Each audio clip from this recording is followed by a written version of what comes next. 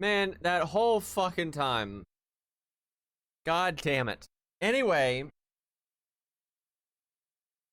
How are you, chat? I was saying to Eli, though, that it sucks having headaches like that.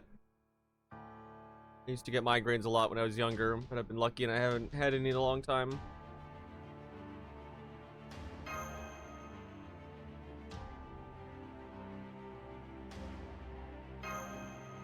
Just had lunch, very nice. So, what the hell's going on? I know we just raise shifted and now there's trees everywhere.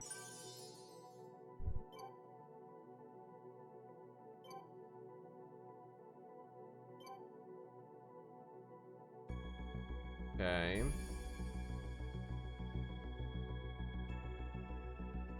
Trying to get the green size correctly. There we go, that's about right.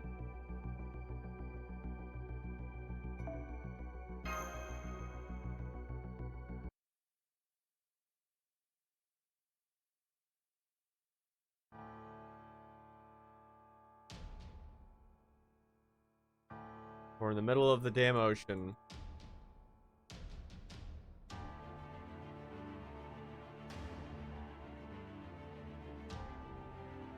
Does this fate go play a better game? I know, right? Hey, you know, it's the finale, so it's been fun so far. I don't have any complaints yet. I'll give it a minute.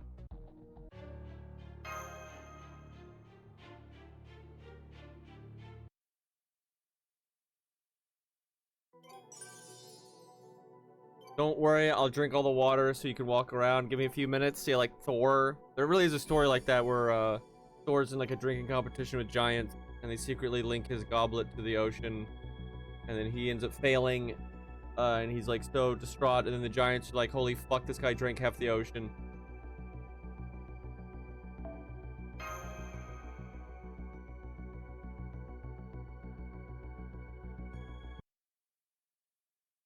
Been a while since I've read that story, so I don't remember the exactly how it turns out, but it's something like that.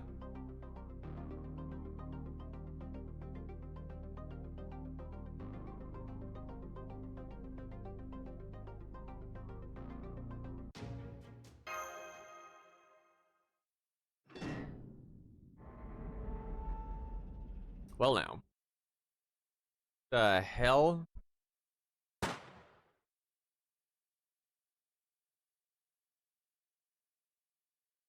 Is that like the reporter that got shot?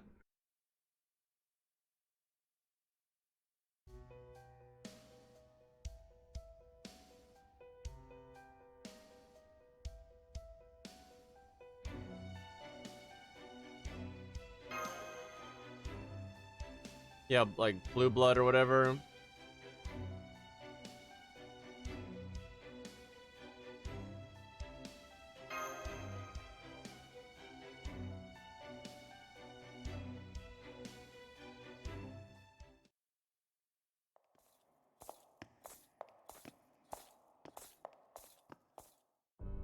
I thought we knew he's the one that shot him, but maybe we just guessed. I don't remember.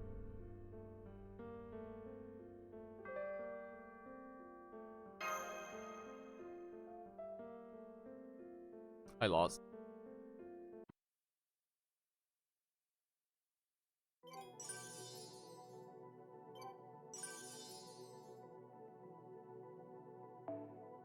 So far, this finale has been very different than Solomon, though.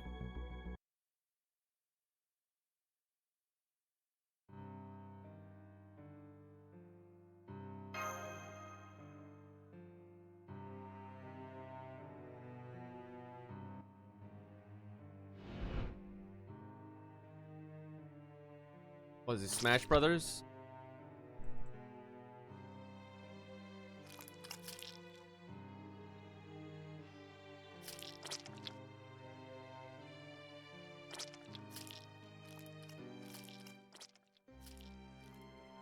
Olga was the alien that got experimented on for 100 years. Scientists used her nerves to fuel human society. What? Did this happen in the normal Nasuverse timeline? What? Humanity's powered by alien. It only happened in Chaldeus. Then like, what was the point? Because humanity is the same.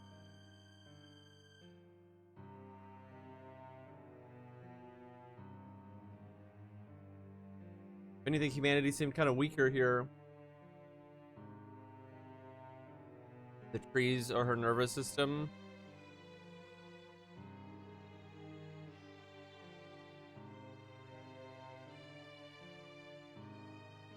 I'm assuming like exaggerated though, because there's no way she was that big.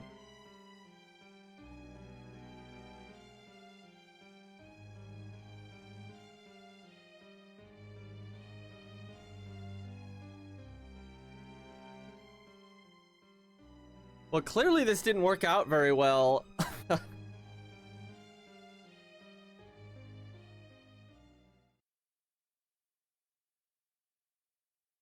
FGO is made to be the consciousness.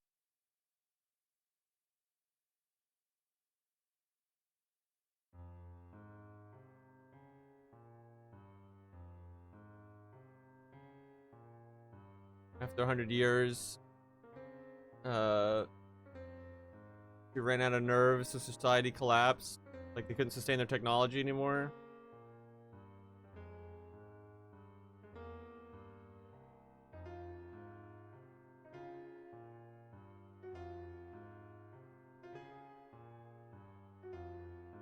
So why didn't they just use like the regular magic they had this entire time?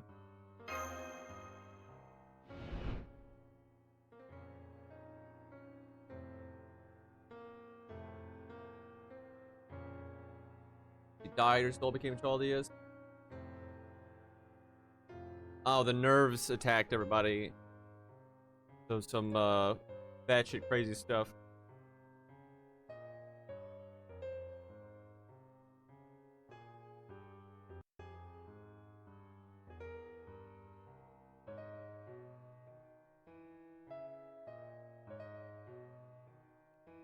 So why did they wait this long to tell us any of this? Like, it's been 10 fucking years. And then they just kind of blurted it all out. And like, because a lot of the stuff with the villains throughout 2.0 were pretty weak because you didn't ever actually know what was going on.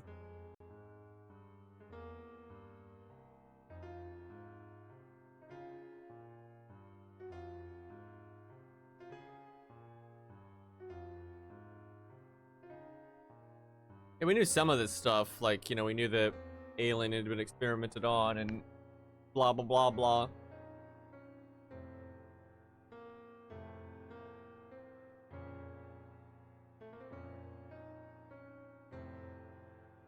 So I guess this is the humans of his bullshit.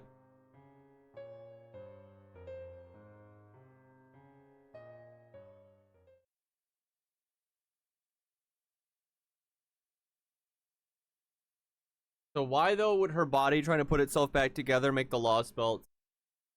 Which are like other timelines, right? So you've got this timeline where alien bullshit happened. Then you have the normal timeline where none of this shit happened. And then you have Lost Belts that are just random bullshit.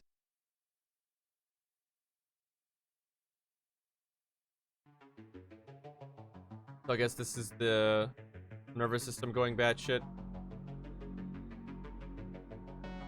I'm guessing a lot of these random humans, though, didn't actually know, like, where this stuff came from.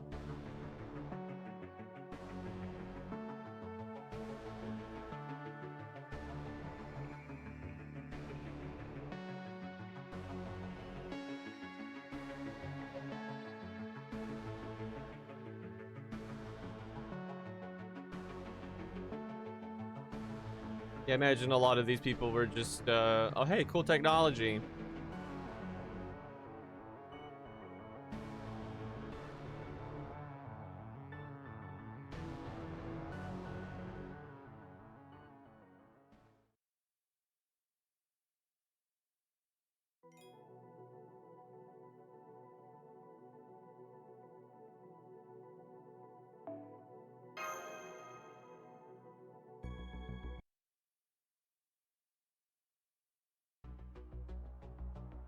How did this not disturb like so many things in the Nasuverse, like throughout this 100 years? Because, you know, you've got the vampires and all these other factions. Like, how did none of this trigger anything? Don't think about it. Like what about the types? What about the Crimson Moon? Right? Like, and again, the vampires. Like, what the fuck?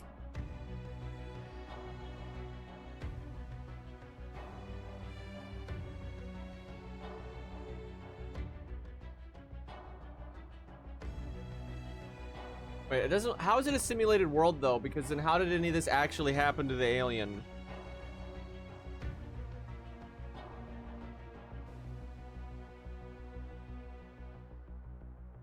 Because I know Chaldeus is a simulated world, but isn't it just based on, you know, his actual timeline? Like, didn't this actually happen? And then Chaldeus is like a copy? Because if it was all simulated from the beginning, then I don't get how any of this matters at all.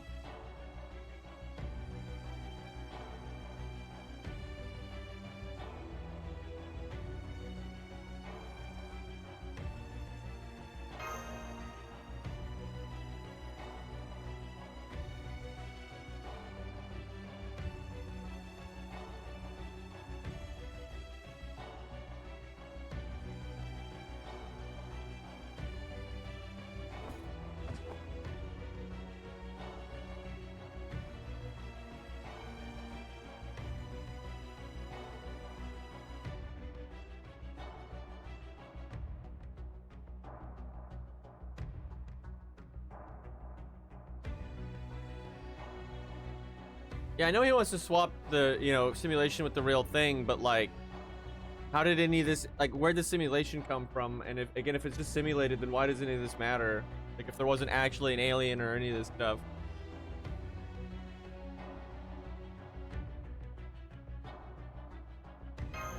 Like, there has to have been an actual timeline where this happened that it's simulating. And if there was an actual timeline, then where the fuck is the Crimson Moon and Ort and the vampires and all this other shit?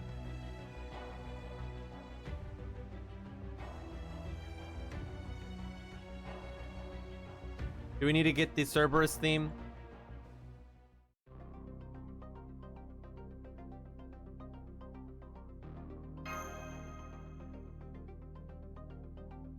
AI used for the simulation suck. It's explained in a bit. What I'm getting out of this is Guadia was right.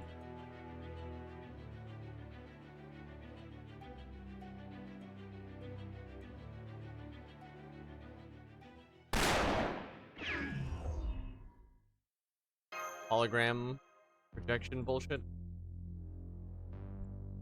Good try though.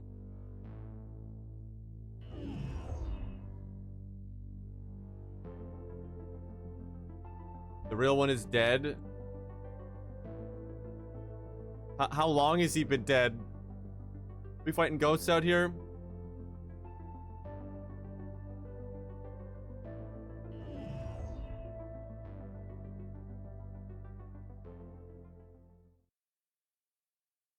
Since the start. So right before the ordeal started. The hell?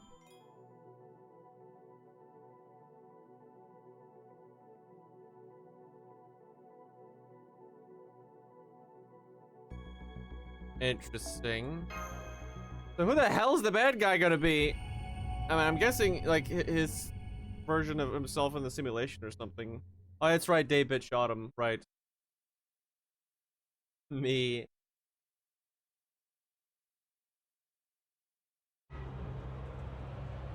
So what the fuck are we doing now?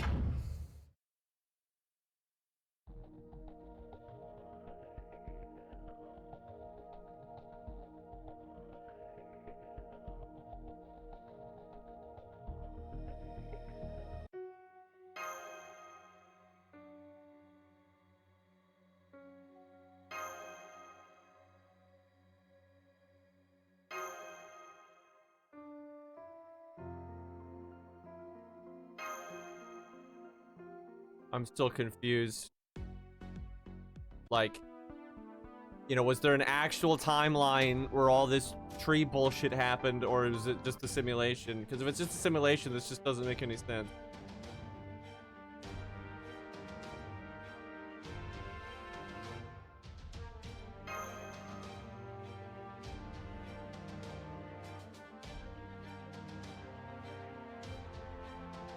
Are we just gonna fight Olga again? Because, God, that'd be lame. Like, you realize how lame that would be? If we just fight fucking alien god bullshit again? Like, holy fuck, you cannot be serious. That is gonna be such a lame-ass ending.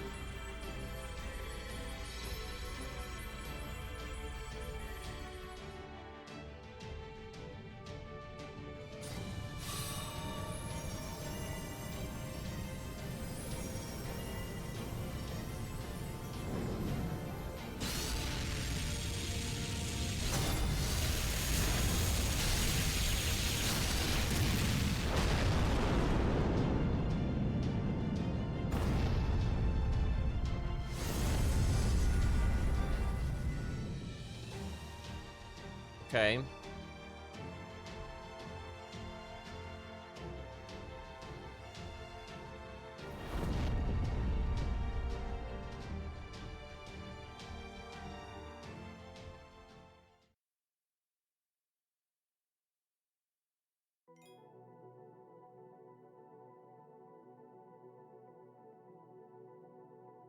Part 3, Bleached Earth Argartha. Please no. Let's not go back there. The place was weird.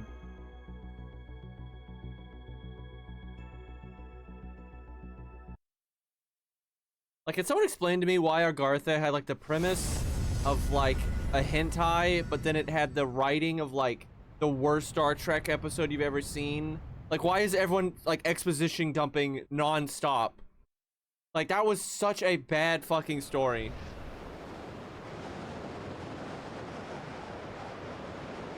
Like, let's explain the most bullshit terminology over and over again. Weird, man. Although they did have Megalos running over, what's her name? Wu. That was nice.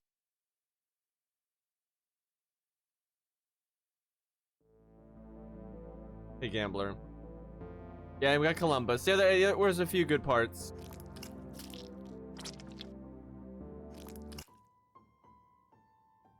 Okay, Bayuki.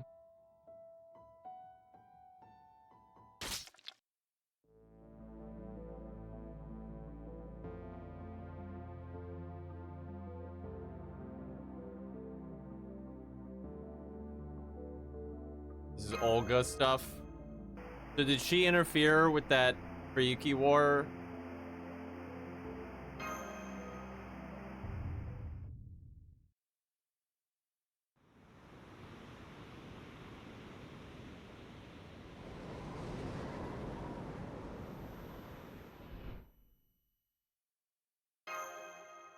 Can we just have, like, type Mars or type Jupiter? Can we just have that instead?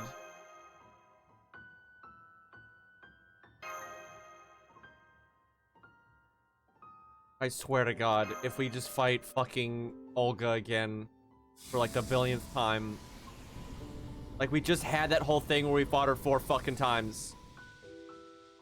Like, the Power Rangers colors and shit.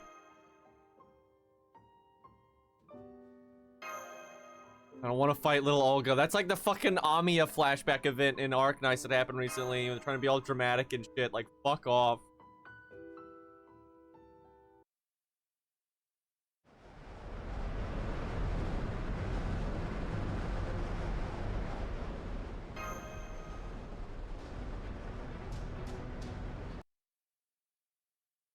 Still Daybit potentially coming back.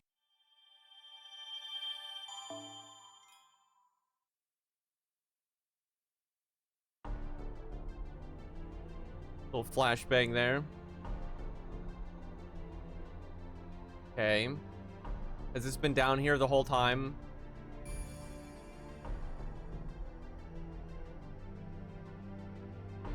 Someone played Dark Souls 3.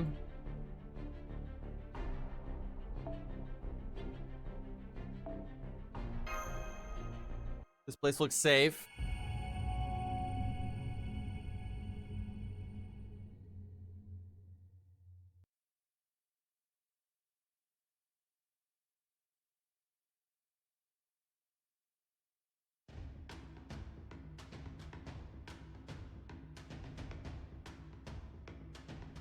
Actual drag heap, indeed.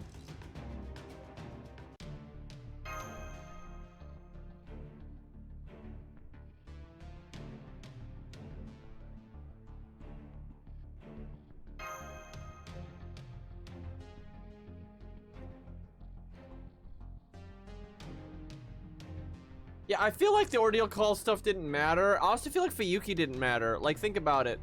They could have just said, we could have just race shifted to Chaldia from the beginning and just some mumbo jumbo, you know, whatever the fuck, you know, terminology versus whatever the fuck made up terminology that you had to do in Fuyuki to go. It didn't matter at all. Like, I said this last night, they made all these like breadcrumb trails, but they didn't have a plan where they led to. And then so they just kind of used them to make sure they used them. Because all this stuff with Kodamine didn't matter at all, and all this stuff with Fuyuki didn't matter at all. You could have just skipped it. It's just like Lost Belt 5 Part 1 didn't matter at all. You could have just gone straight to Part 2. Right? Like it didn't matter. Like, they literally could have been like, oh yeah, we can just go to Chaldia now. Right? They just made up a reason why we had to go to Fuyuki first.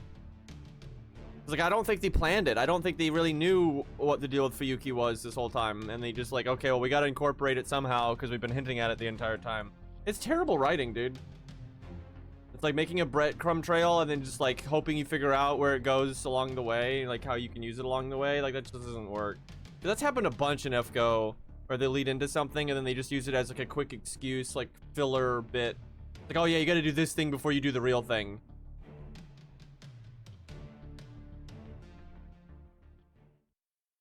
Yeah, no, the Kodamine stuff didn't matter at all. And they don't explain like why he has the third and he goes into his third stage in the boss fight, right? And he's got the Angra NP and everything, but they don't explain anything. It's just there. And it's like, okay, well, he's dead, moving on.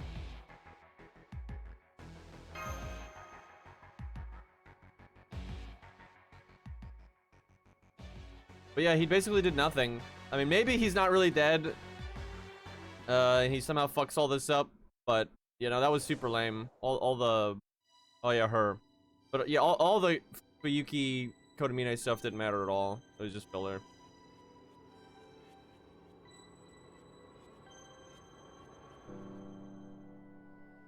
Gladdy. Was she an AI or something?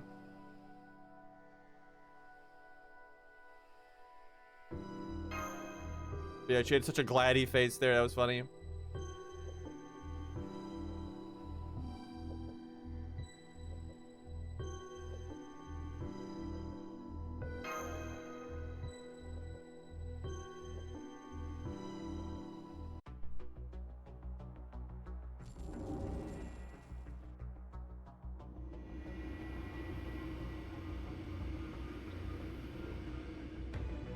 So I'm still confused. Like, people haven't people are trying to explain this at all. Like, what is the Chaldia a simulation of? Is it a simulation of this timeline where all this shit they're talking about happened? Or did that never happen? Like, did that ever happen, you know, actually?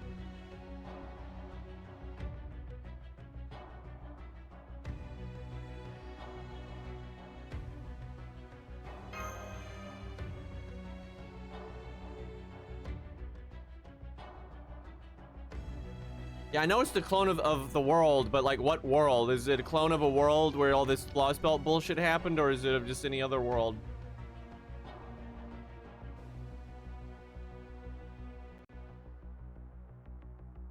So Chaldeus is a clone of a world where the stuff they've been talking about actually happened. So then my original question still stands. What the fuck happened to, you know, Archetype Earth, the Crimson Moon, or the vampires? You know, all these other goddamn factions. Why did they just let all this bullshit happen?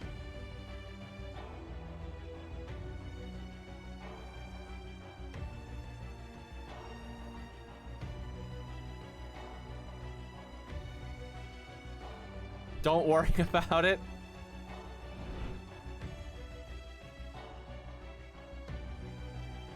So how did the universe get wiped out? So now, like, what happened to, you know, the outer gods and all these, like, what? How could the Lost Belt trees possibly wipe out the entire universe? This is such dumb writing. A random alien, powerful, sure, that humans are capable of incapacitating and harvesting is somehow capable of wiping out not just the planet, but the entire fucking universe.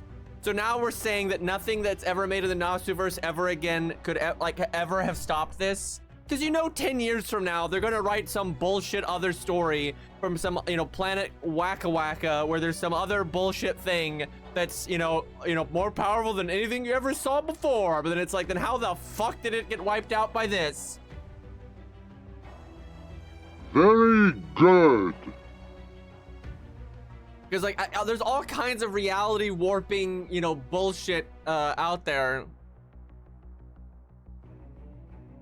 doesn't have to be combat, you know, how is this thing able to rewrite, you know, over literally, not just the planet, but the entire universe? That makes no sense. I think this is such bad writing. Because now you're saying, you know, this bullshit alien nervous system gone whack because they've never explained, you know, what really is the god of the universe, right? And they never should. Right? But whatever it is, it clearly can't stop a fucking nervous system of a random alien from rewriting all of reality in the entire universe.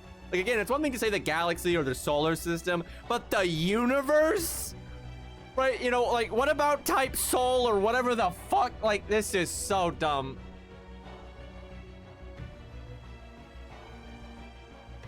The thing is, if Ort's not in any of the other Lost Belts, but why wasn't he in the original one?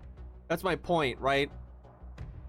Because that's why this doesn't work, is because you can't just say it's a simulation because it was made from a timeline. So why did that timeline not have anything in it, right? Like, where's the Crimson Moon and all this other bullshit?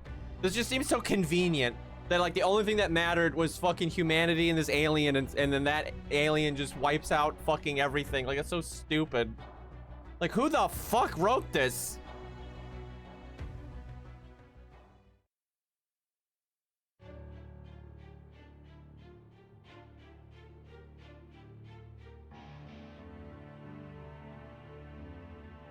So was this timeline where all this started was a pruned timeline in the first place? Then how does that even work? Because the whole point of a pruned timeline is it's pruned.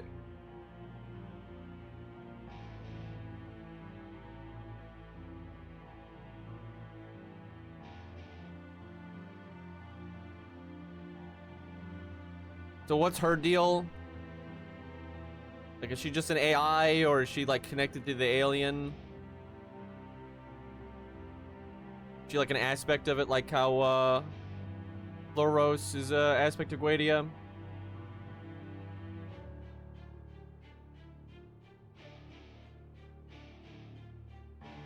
This is what happens when you mess with time nonsense. I agree. Unless the only way you can do timey-wimey bullshit is if whatever IP you're working with had that in mind from the very beginning, and it was like Terminator 1 and 2 are fine because that was the whole premise. Right now, the later stuff's not because they go beyond the scope of what it was supposed to be. But, yeah, whenever you have like an established series or universe or IP and then you add timey-wimey stuff, it's not great.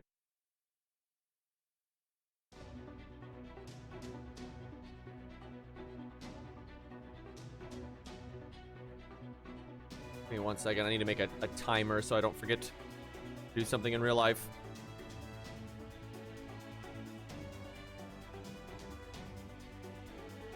There we go. Okay.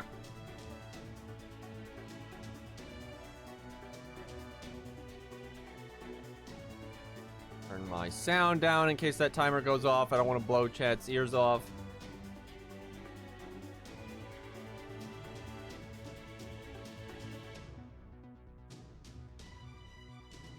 So what are we doing here? Like, surely they're explaining like what the objective is right now. I don't know what this is. So random bullshit. I mean, a lot of it's not random. Like, we knew about all this like bleached earth stuff, child is a simulation, like all that stuff. We knew all that.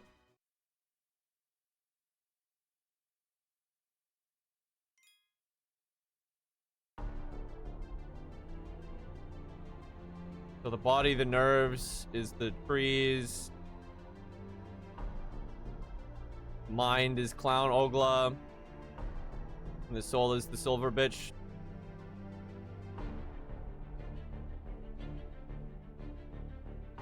They're gonna press the power button on the Windows 98 PC running the simulation. Are we getting our grands now? I guess we only get one at a time. Yeah, so we're allowed to use 1 grand. I like how they don't tell you. Oh yeah, we're on our alt account. They don't tell you what class you're fighting though. Let's see.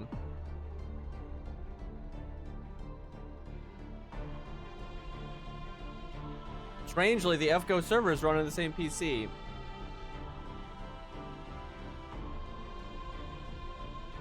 Guadia.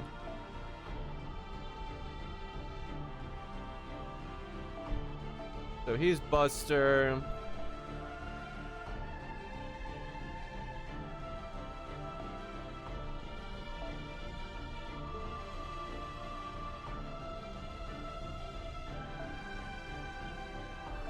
Oh yeah, I don't have his Bond CE though. Fuck, I gotta work on that.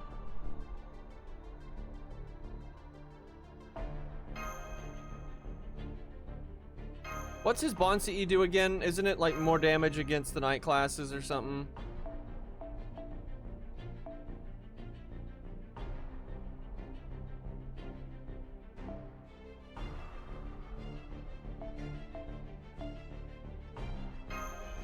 Grab some Bond here.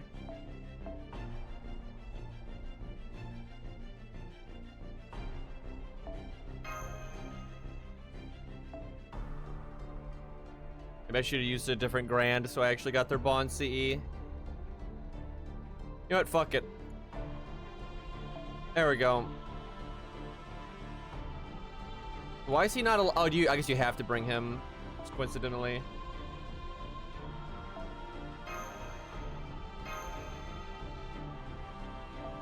And your grand has to be in the front.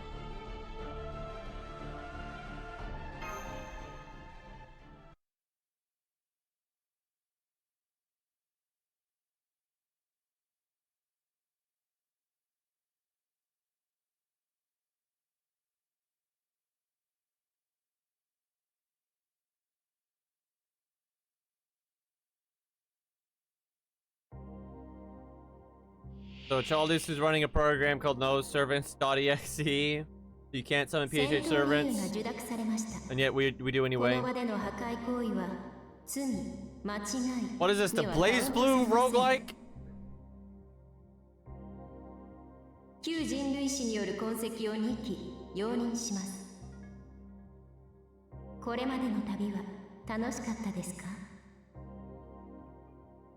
少しは砕きがいがあると。 Boy, I should have brought a single target character. Looks like it's neutral against everything, though. いくらでも用意しよう。一度死なねばわからんようだな。なんだ、そう悪くはないな。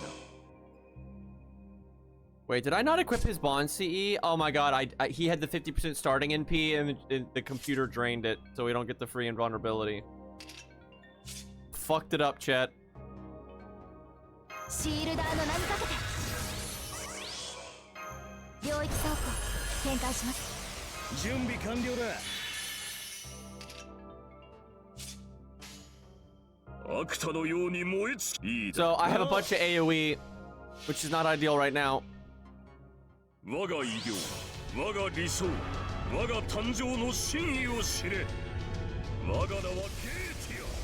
人理昇格式魔人王ゲーティアである。どいていろ。セリア。 Does anyone know what it says right here? Like the text for the name?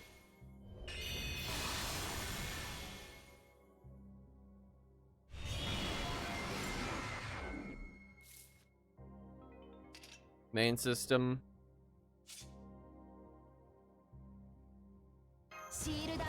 think it just drained all of my stars there. 準備完了だ。よし、片っ端、行くぜ。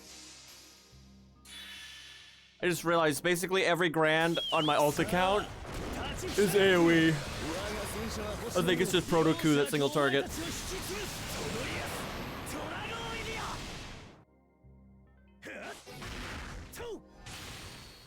さあ、本気の速度だ。 I doubt this fight's gonna be too hard because it's kind of an intro.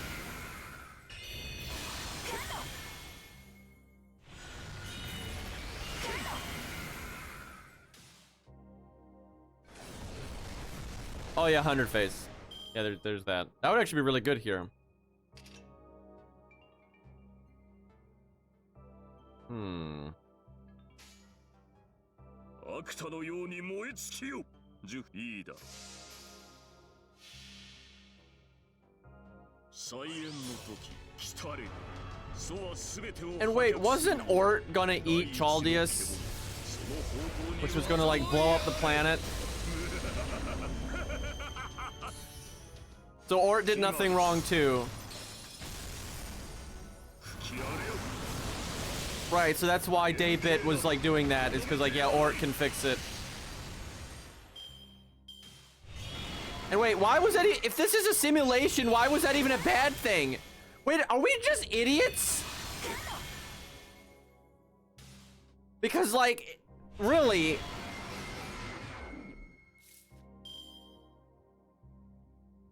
Yes.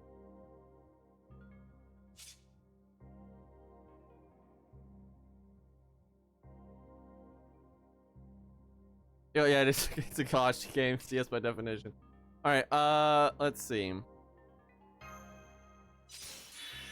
気をもらいまし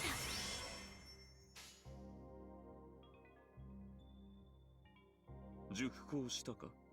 よし。 ザガ。 0 damage. シールドスタート。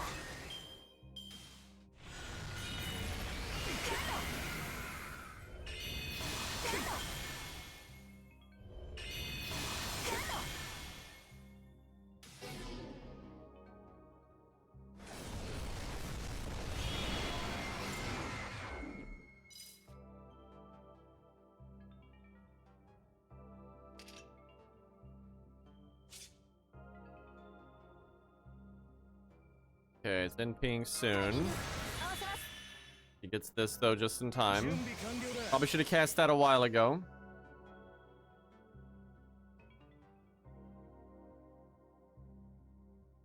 Hmm. よ、はい。任せろ。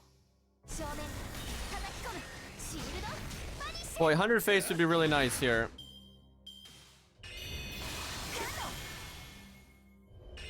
And Asterios, actually. Although it has some kind of debuff immune, but it's still getting hit by like burn and whatnot.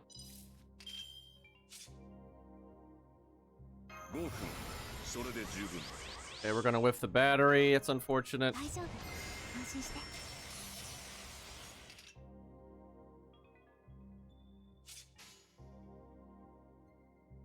見ていてください。アクタのように燃え尽きよ。確から蹴散らしてやるぜ。神明、国名。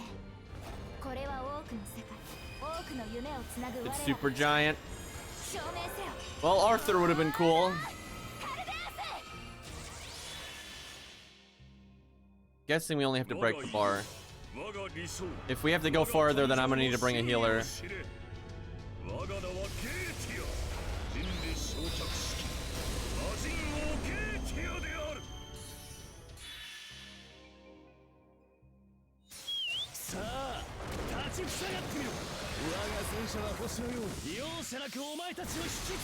I mean, its traits aren't really spoilers. Because you could like, I could literally bring whatever characters, so. That's some Kirby shit right there.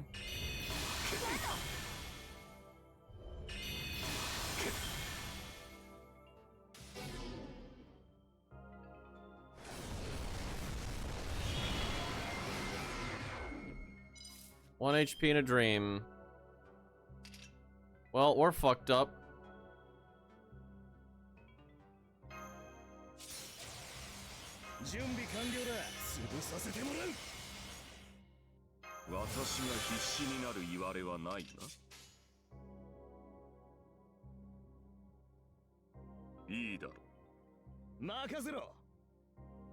Yoし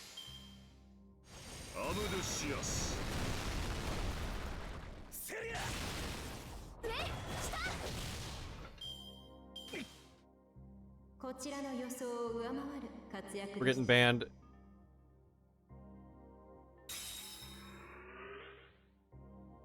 どうぞ攻撃を継続してください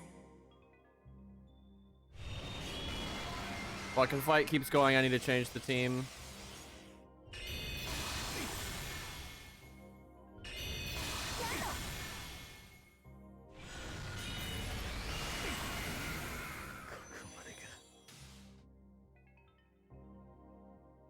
Yep, we gotta change the team. Okay, motherfucker.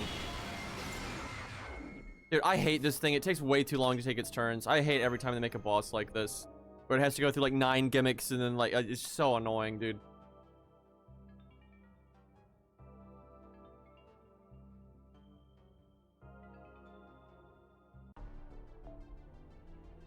Okay, well, we need a very fundamentally different setup. So, I think the boss did NP drain, so there's no point in having the starting NP. So the Bond CE effect is better.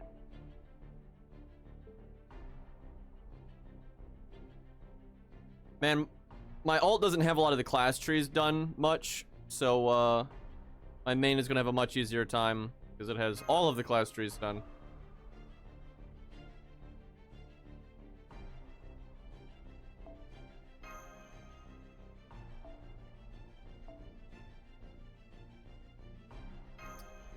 Let's see.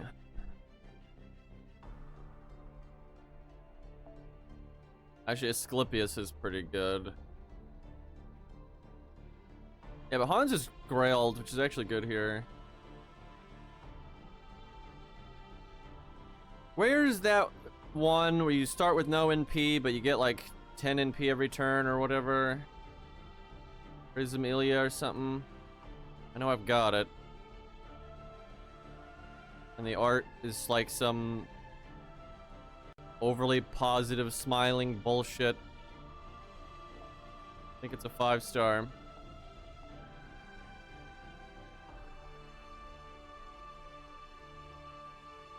It's in here somewhere. It's an old as fuck craft essence, but it's good in situations like this. I feel like I've gone past it. Why did I not level it? I don't know, maybe my ult doesn't have it? That doesn't seem right. There's really no way my ult doesn't have it.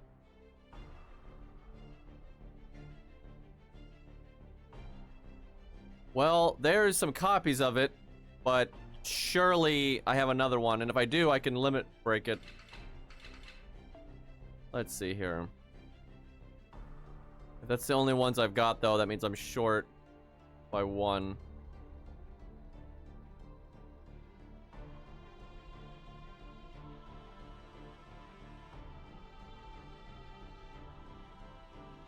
Need to clean up my inventory.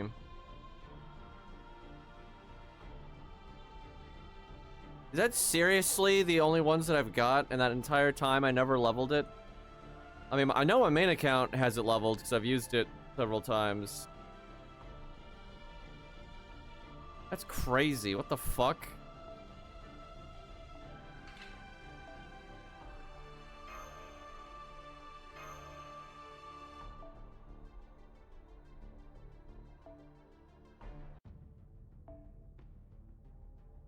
Yeah, I don't think there is another one. Because if there's another one, I think it shows up there even if it's locked. So this account never actually leveled one. And I'm short of limit breaking it by 1 then. Wow. That sucks. Well, if they gave us a reason to roll.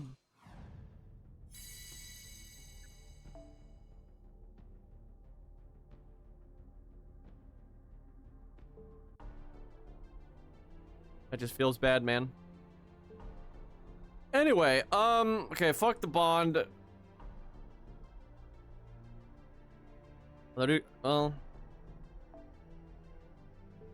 Shakespeare is not super great here. If someone dies, it's not gonna be 100 face because she's got her own heal ability. So that it'd be Hans, because Hans doesn't have a survival skill of his own, and his healing is shared, so he's the most likely to die first. And it's possible people die at the same time, but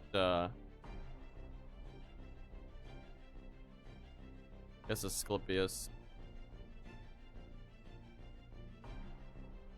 Always Jonah Arc. But I like Asclepius better.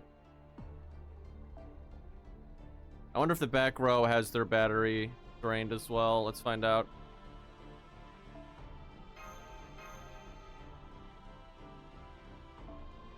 Oh. Really? Man, that sucks, because I need healing. You literally have... That's so dumb, because that you must bring Mash and Goetia as your front row, and we already saw how ineffective that was. Right? Because then, like, you need your Grand then to be like Hans or something. That's stupid, dude. Well, 100 face will be fine because she's got self-healing.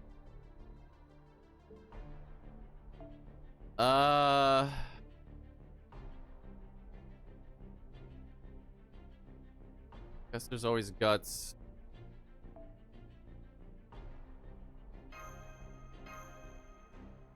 Yikes.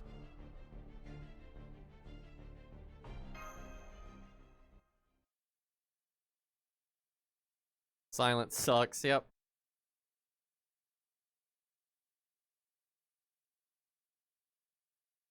Is all.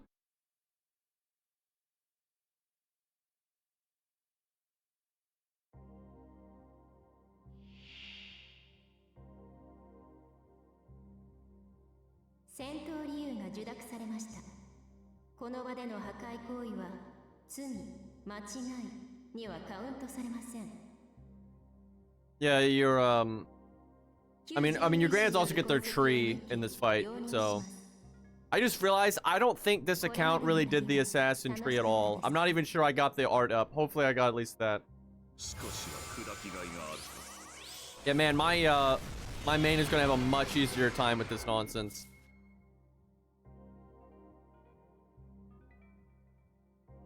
Yeah, they do get an NP up though.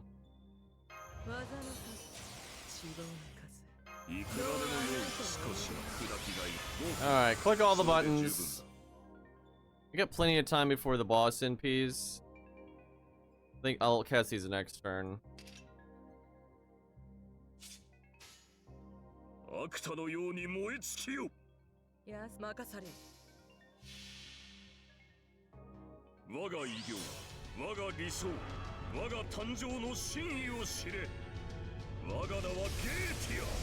So if you don't level your Solomon, fuck you, I guess. So you really need to do that. Just like how if you don't level your Mash, you're fucked.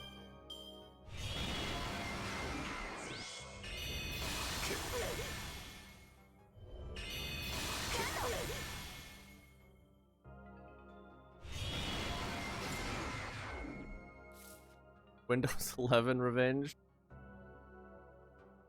Man, if she used her skill right now, she'd remove all these buffs. Let's not do that.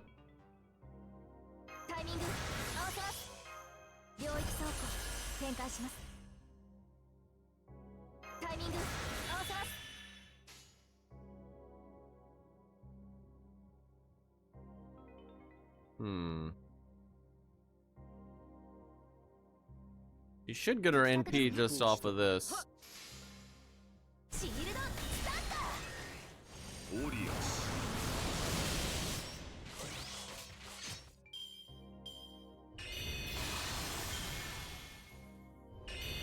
Yeah, man, Grand Asterios gonna have a good time here.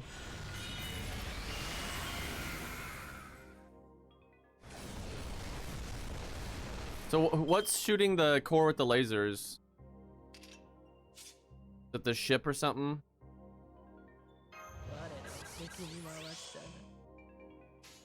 The ship, yeah, okay. Makes sense.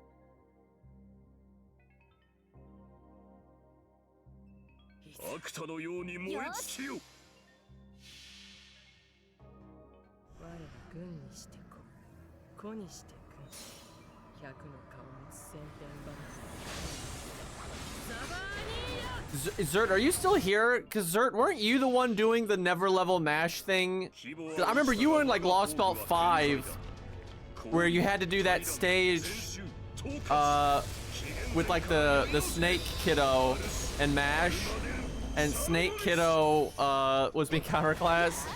Was that you? I know that was somebody.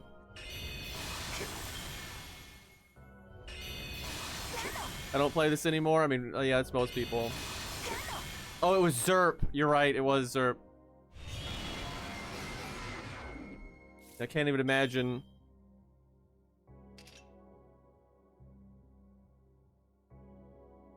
Okay, well, she can use her third skill pretty freely now.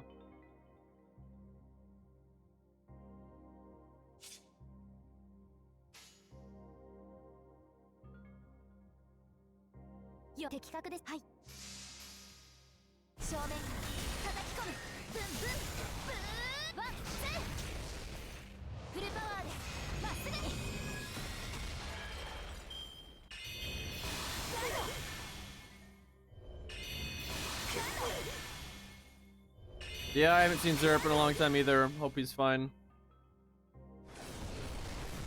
Probably just doing other things in life. Okay, good time to heal.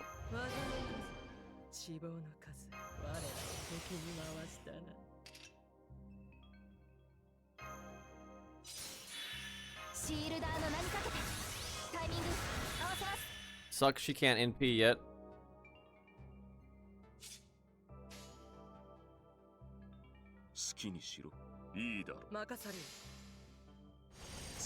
Watch this amazing 100 face NP gain. 1 NP. To be fair, she had an NP down, so.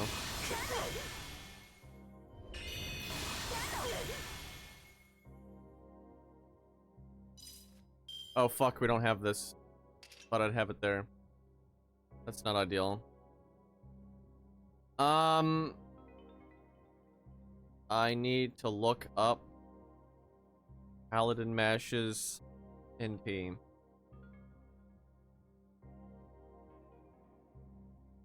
Let's see here. God, why don't they just separate her on the wiki page? What the fuck? Like, it's insane that they've got, like, her wiki page is just nuts. So her overcharge is more defense. Even though if she NPs first, you get the attack up, but yeah, we're gonna want that, I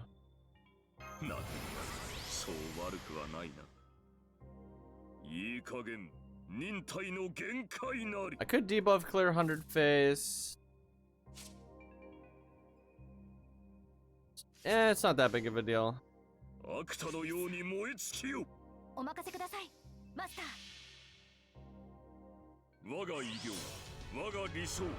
Surely this boss doesn't hit that hard. Yeah, we'll see.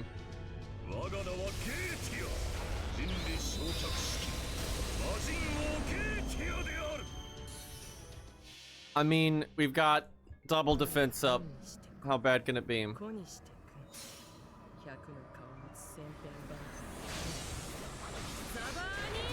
Okay, we did like no damage.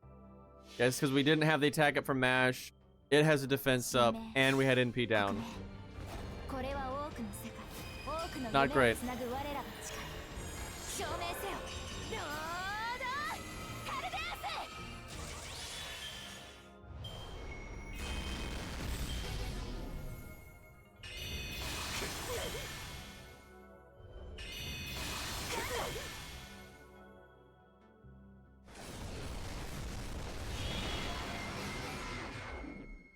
Damn. That's rough. It's like we need a healer or something. Mash can NP, but I don't know how much good that's gonna do.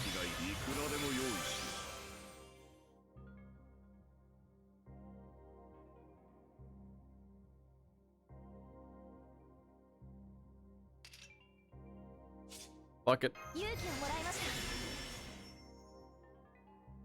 技の数、脂肪の数、どうあがいても及ぶまい。Hmm.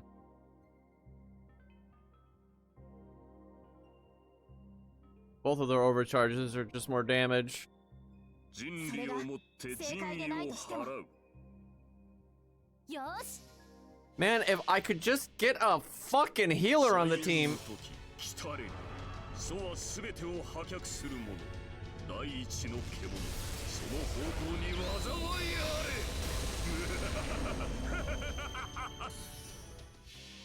れ。Iguadia is hitting pretty hard. Maybe we should put him in the grand slot. Double up on the buffs.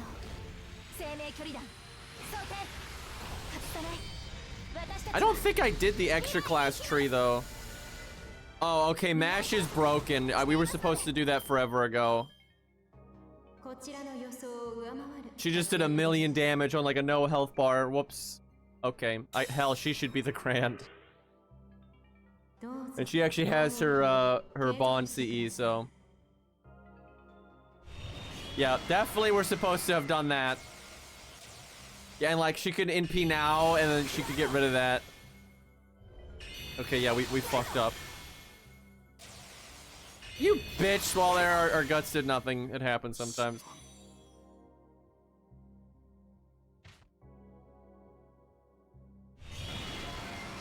Come on, just end your turn. Fuck.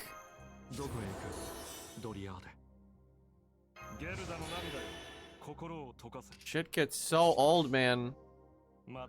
I wish it would just do all the like gimmicks like at once. I hate when bosses just have to do animation after animation after. It's like just do the thing.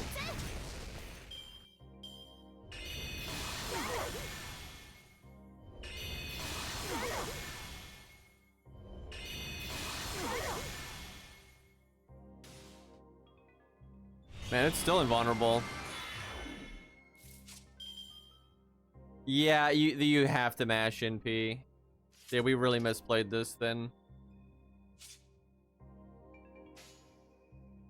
Let's just do 100 face for the overcharge and the crit down.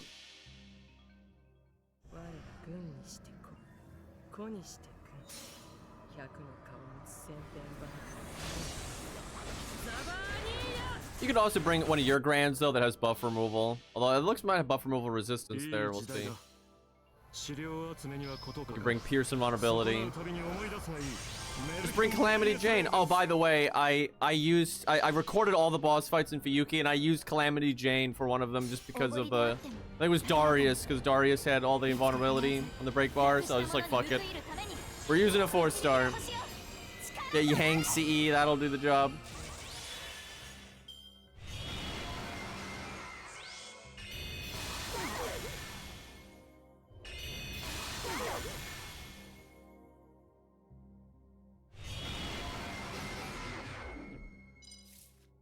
Fuck her NP drained. 35 stars is enough. Very nice.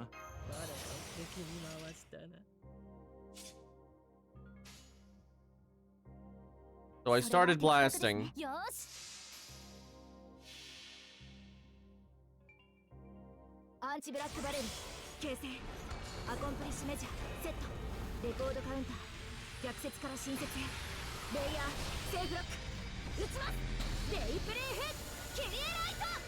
Yeah, holy fuck, you're supposed to be using mash the entire time. You can win that like so quickly.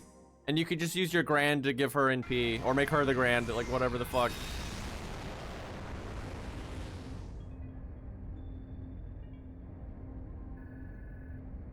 It casts smoke screen.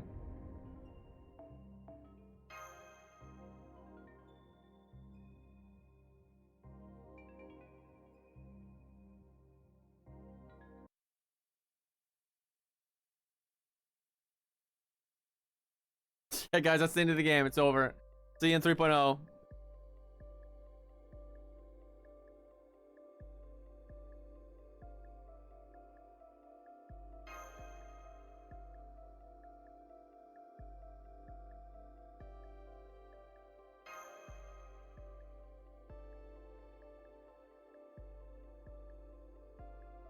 Yeah, who could these characters be?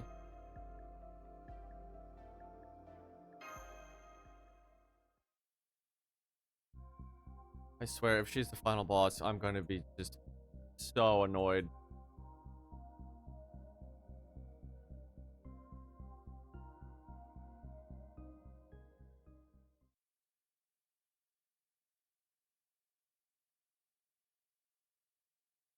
Green sees us.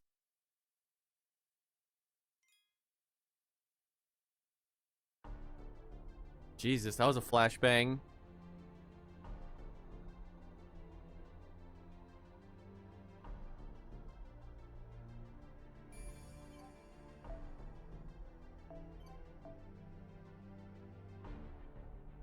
So no specifics, but like, how far does this time gate go? Like, how much content do we have? Because the next time gate's on the 23rd. Not a lot, rip.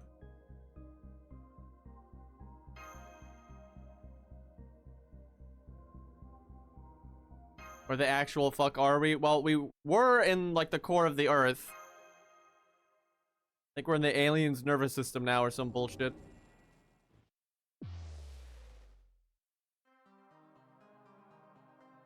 Well, that's Ort's theme. Which, sometimes they just reuse music because they're lazy. Like, they've done that several times where they just don't have a song, so they just reuse something.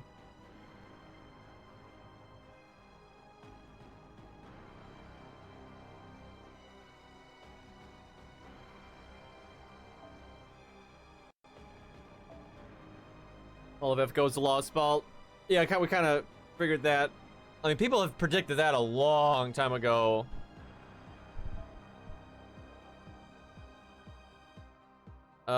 No mash, I guess. It sucks because she's one of the better grand picks because, you know, Guadia doesn't have the...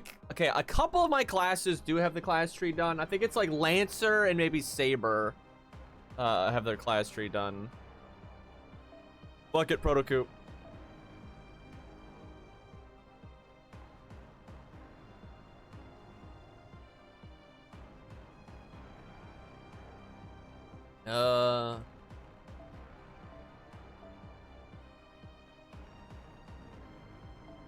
Get a Asclepius in here.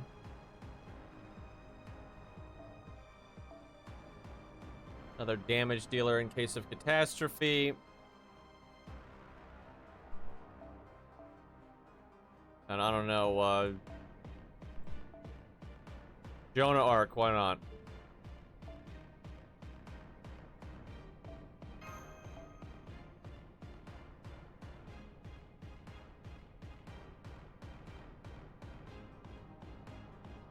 Yeah, we'll say if I were them, I would not have reused this song because like it's the sounds of it are just so spacey and stuff. Like it was so specific to Ort. That's definitely what it was designed for. And they've done that before where a song is blatantly designed for X. And they'll just reuse it randomly and it doesn't work very well. Like Lion King's theme, like they've reused that occasionally out of place.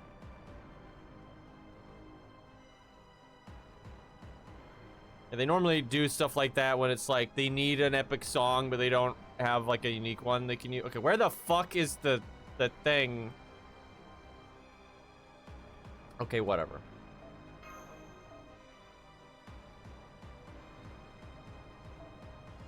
You have infinite team points.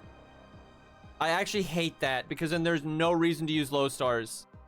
Right, that's like a big thing with low stars is their team cost, but because we have infinite, there's just absolutely no reason to bring low stars.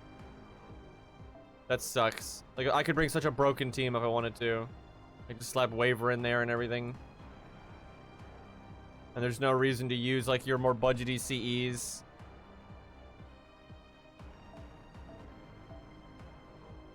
Just put K-scope on fucking everybody. I don't know what I want to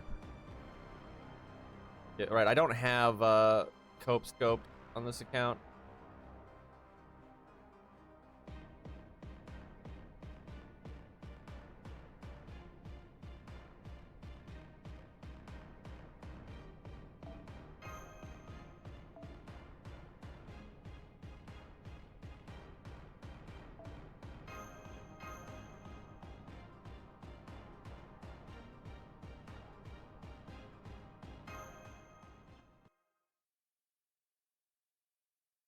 just give everyone the Kenneth GG.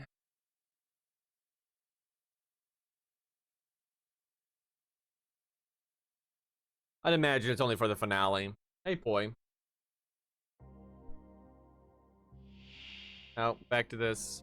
That's pretty boring. 1名を除き旧人類史の痕跡を容認します。スペース、スケールの差も平等に均等化してあります。 Spacesuit. Fucking English. 検討を期待します。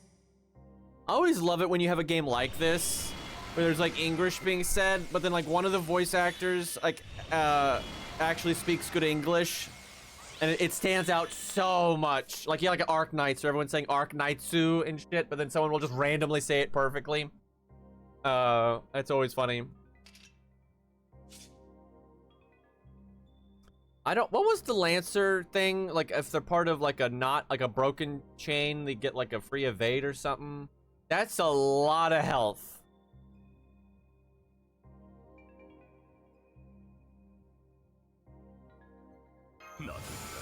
Yeah, it's childish compared to Ort. That's true.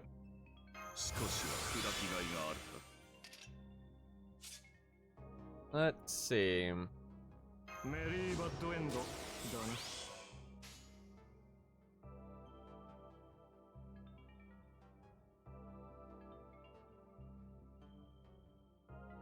I think being part of a broken chain is good for Lancer, but yeah, you get attack up if it's a rainbow chain. That's not terrible.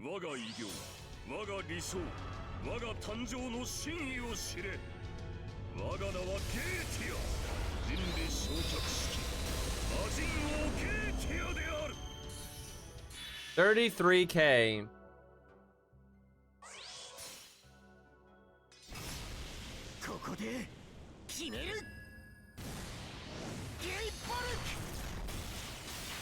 Okay, your Grand can do damage.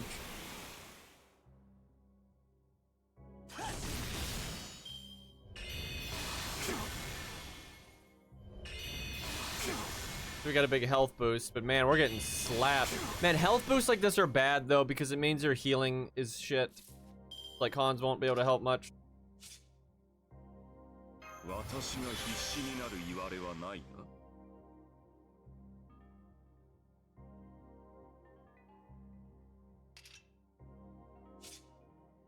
Let's see if I'm correct. Yeah, he gets evade if it's a fucked up chain.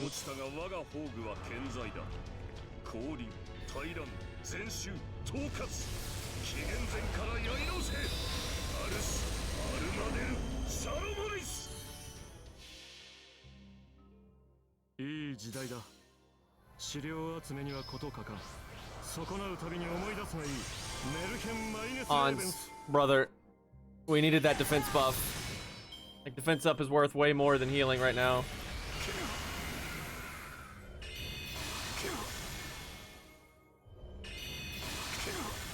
Oof.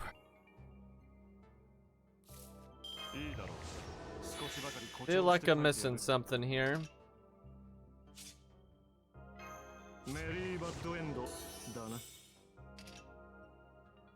I guess your Grando's the only one that matters, though. So it seems like.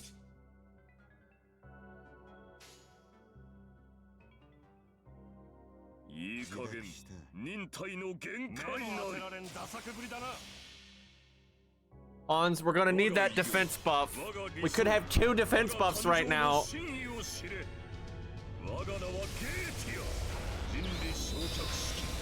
Yeah, I know this is kind of Blaze Blue because yeah, Ragna's VA is Squadia's.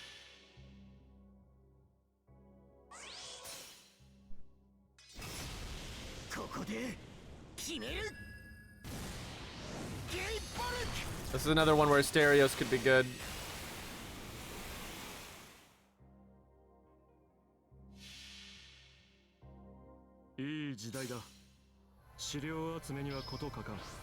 I want to point out, if you had a really good Grand that's like 120 and has the class tree maxed out and all that, and then the rest of the team is just really good buffers, you could actually be doing some pretty big damage here.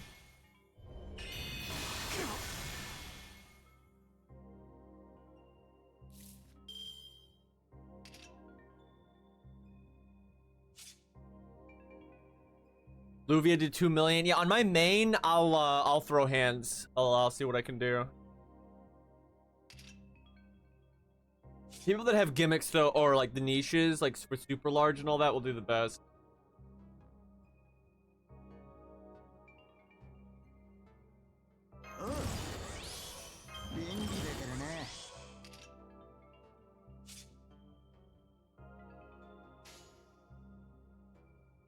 I guess I want a broken chain. Oh, the cooldown's not up yet. That's right. Damn. Fucked up.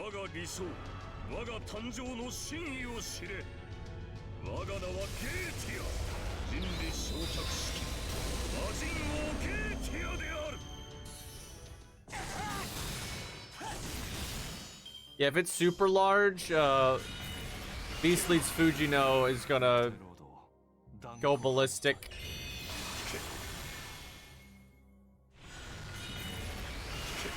Oh wow, that's fucked up.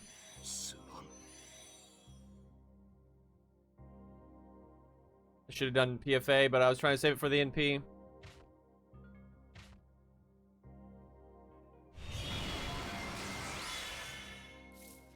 Well, that's not ideal.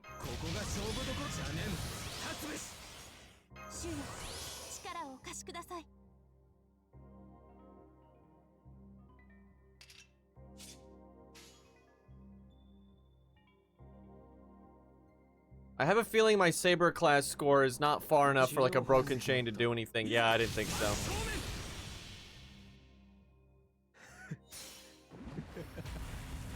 Damage cut doesn't matter much. Yeah, true.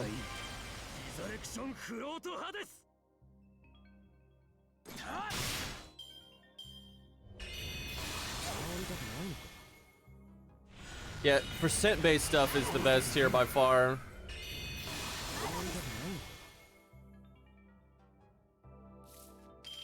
We're gonna have to redo our setup quite a bit.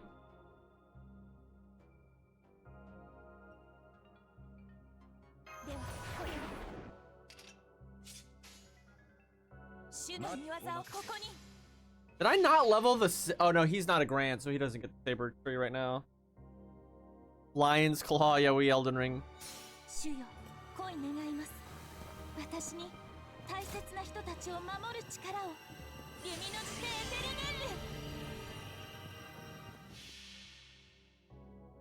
この剣は太陽の内身あらゆる不浄を清める焔の陽炎エクスカリバーガラティー打ち崩す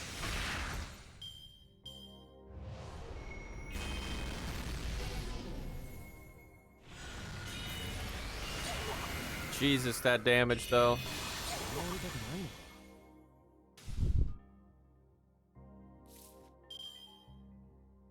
Well, it's not a servant.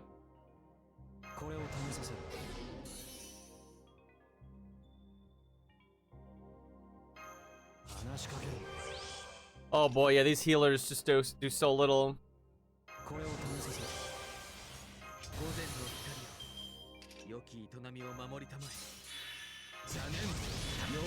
It keeps eating our buffs.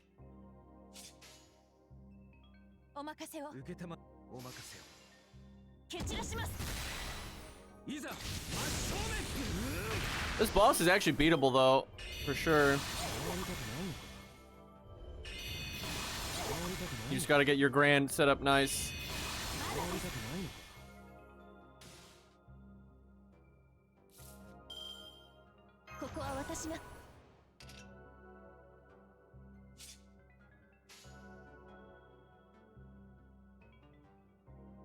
So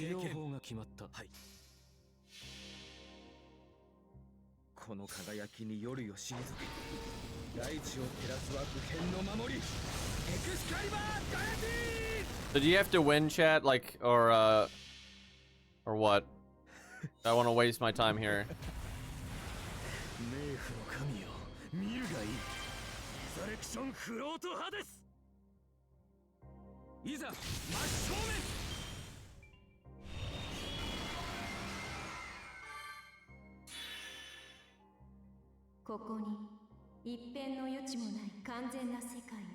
This is a stalling fight. Yeah, I had a feeling it just That seems doable, like, cause you can make your damage unit actually do big damage, but it didn't really seem like they expected you to.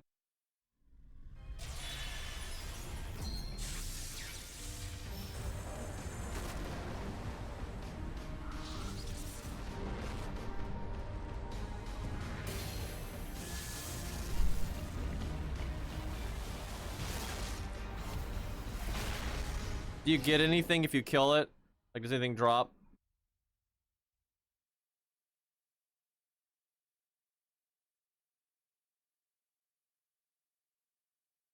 Windows and P. Yeah, that was honestly, that was kind of lame. That looked pretty stupid. Nah, so it's just for fun. Get a free SSR. Yeah, they'd never do that. They showed the Crimson Moon? Did it really? I didn't. That was a lot of bullshit. That's actually interesting if it did.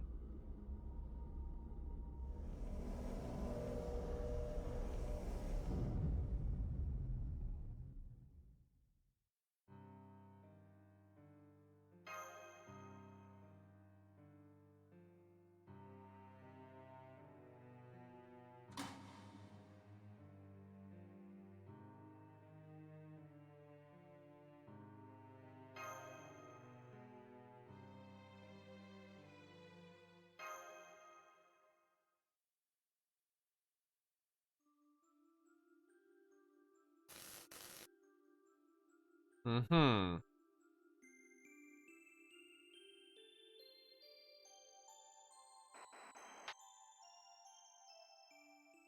Oh yeah, what did happen to the Avengers? I guess we'll probably find out later. Like, the real, like, main fight hasn't really been revealed yet, so...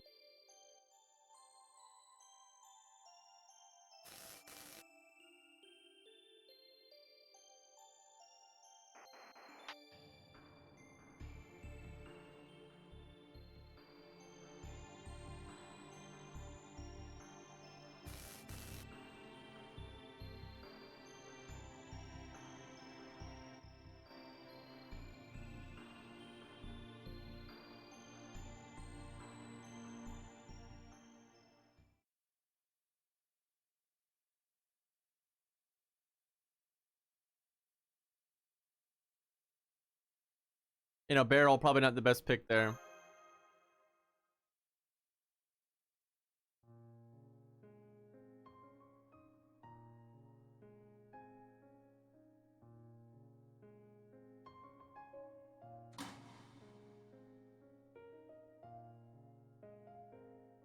Okay, bit check, yeah, we'll see.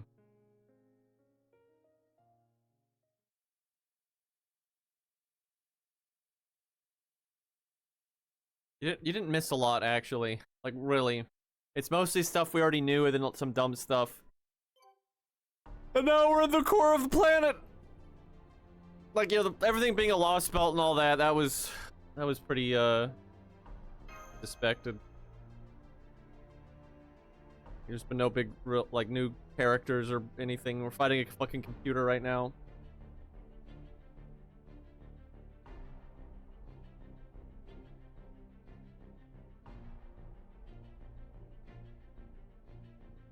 Bo's really putting in work, man.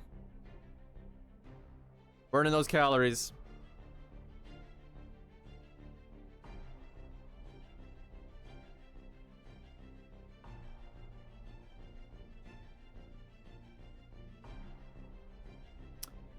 Well, here we wait.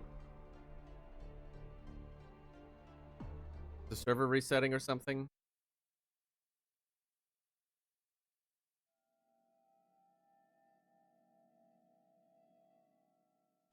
So what would have happened if Ort ate Chaldia? Because they said he could, and that's why David was doing all that, like, because he absorbs the powers of, you know, what he kills, so.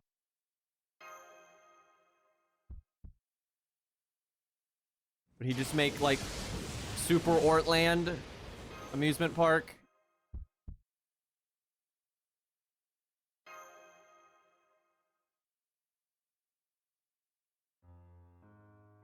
Become Ort Cloud.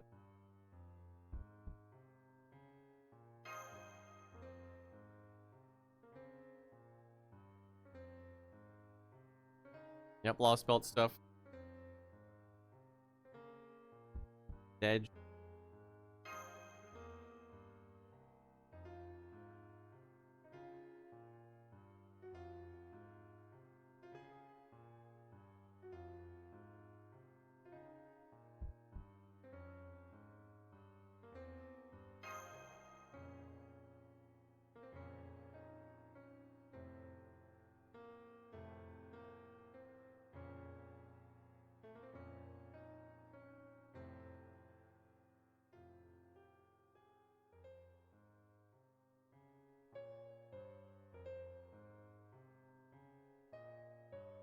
Those fucking Lee students, dude.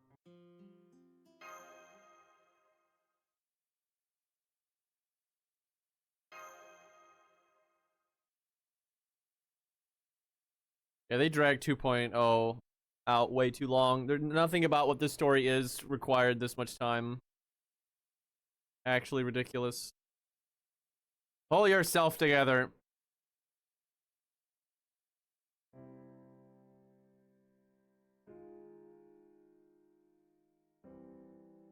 There's no time for this nonsense. Exactly. There's no crying in baseball.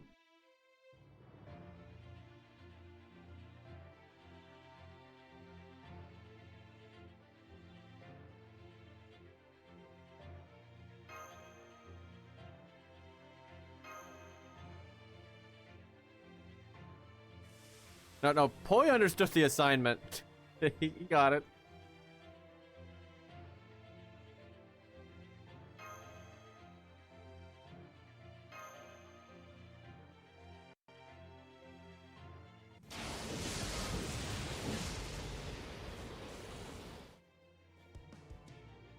Why did I just hear the Stormhawk Axe sound effect? That normally plays when someone like subbed, but no one subbed. So am I getting weapon arted right now? Are we stun locked?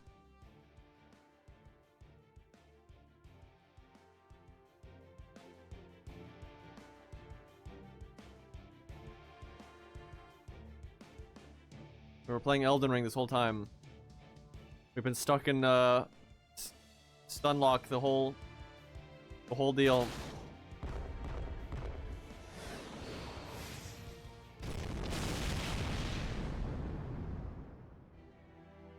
So what's happening?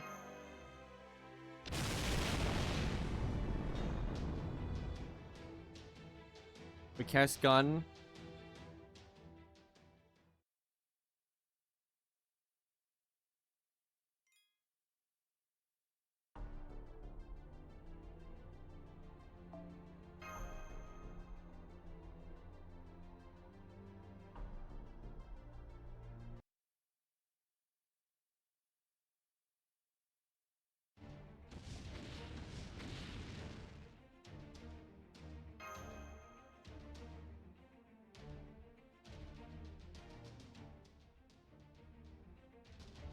I don't know what the point of any of this was.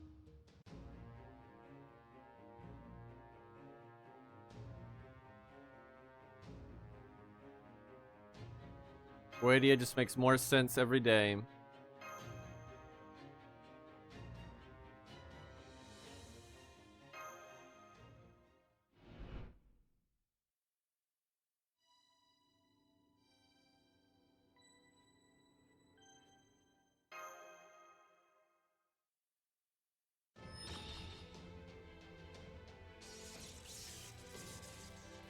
Is it grand time?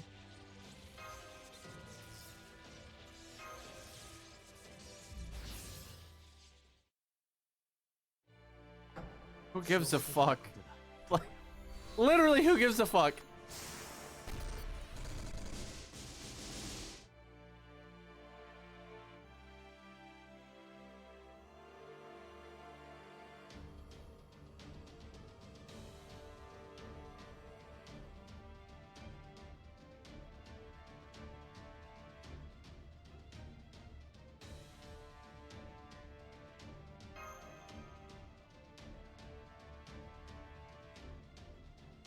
Oh shit, Sherlock.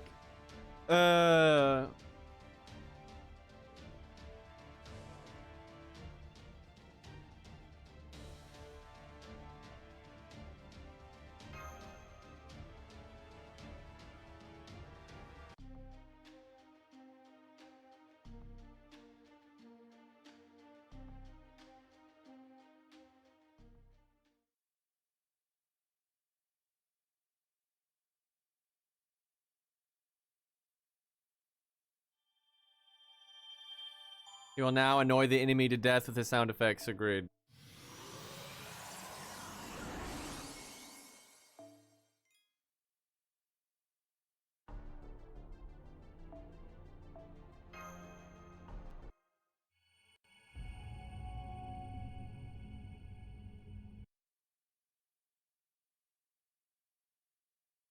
We can all die together.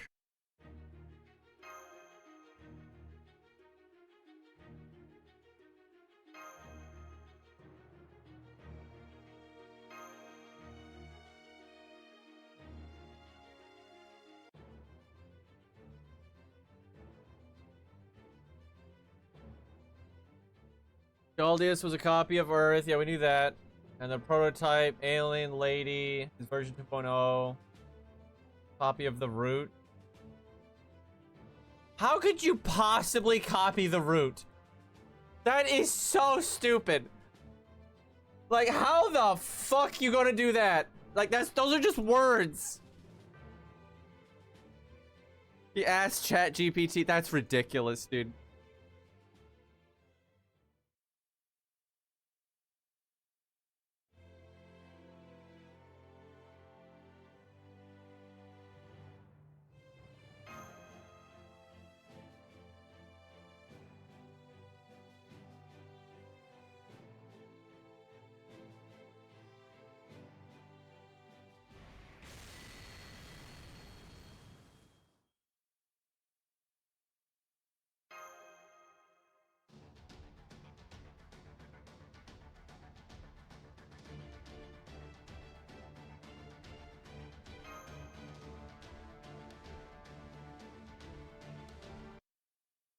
This is weird, man.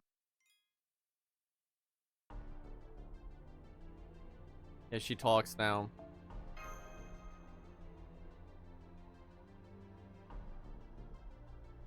Yeah, this is a hell of a hard drive, dude. Also, how do they afford the RAM for this? If they're gonna copy the root, man. Like, what?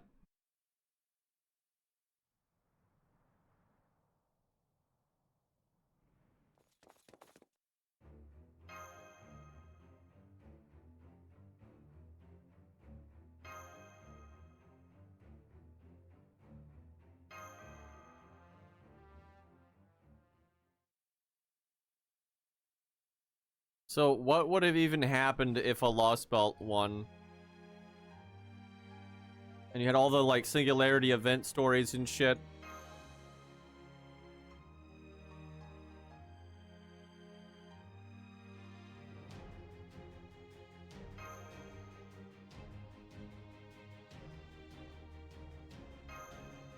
I feel like multiple of those Lost Belts would have had the means to stop the light thing. Especially, like, 7 and 5.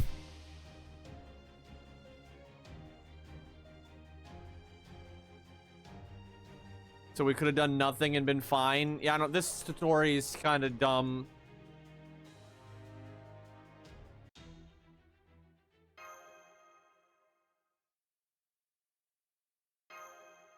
It's the Blaze Blue.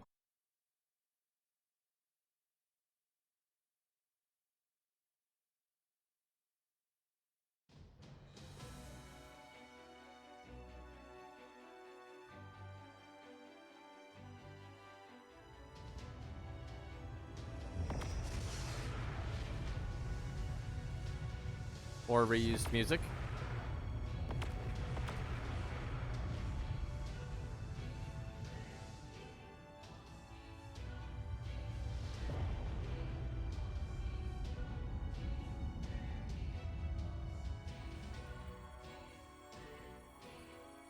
What the hell's happening? Wait, is wiping the hard drive.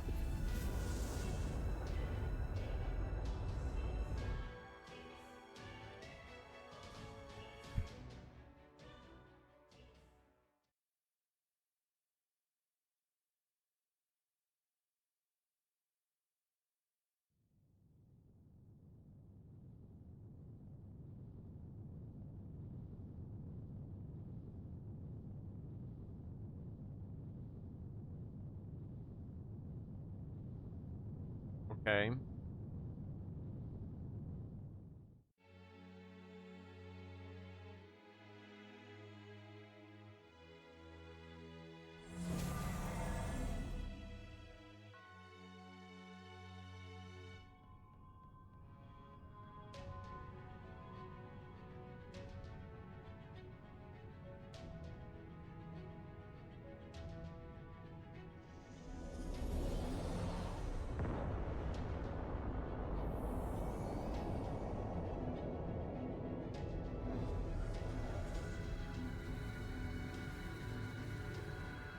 Jesus. He's pressing Control Alt Delete.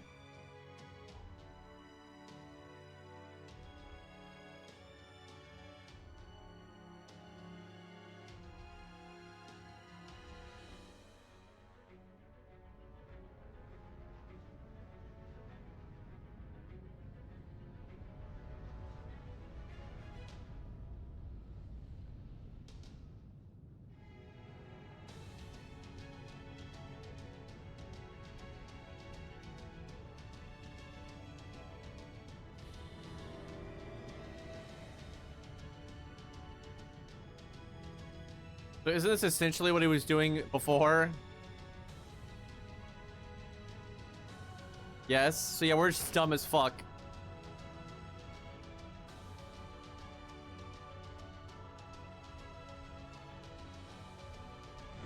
That would have been easier back then because, you know, he was like 72 times stronger and had the other rings.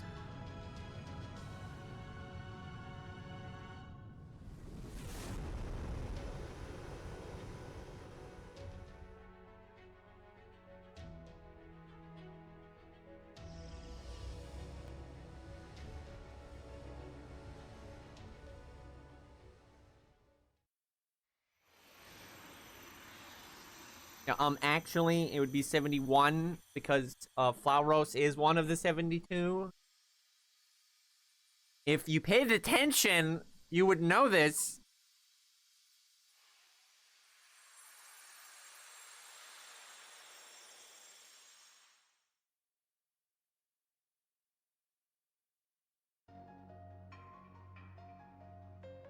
So we blew up the hard drive, and that results in us getting our servants back.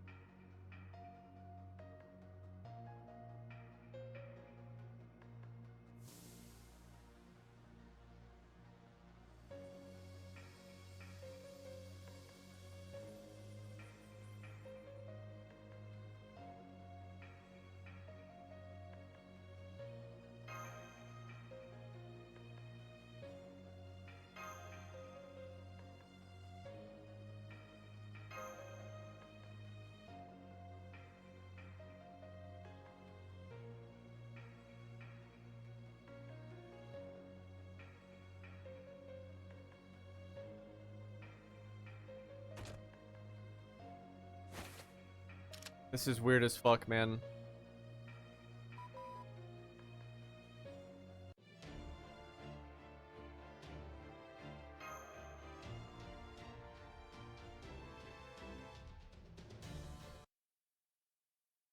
What are we even fighting? Are we just fighting the AI again? And now the AI is mad because we blew up the hard drive. We got time gated.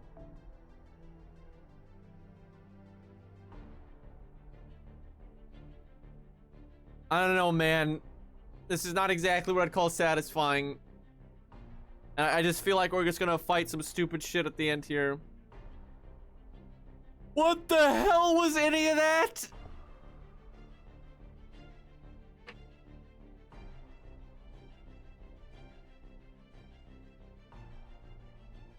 Nasu final battle. I mean, it's kind of hard to have a reaction when, like, literally none of this matters at all. It's kind of just, LOL, is a simulation, lol. Like, it's stupid. And there's no, like, bad guy to really care about. Nothing's really happening. It's just, like, a bunch of people, like,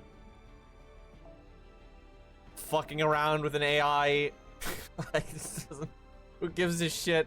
Like, when they summoned Sherlock, that was so underwhelming. It's like, who fucking cares?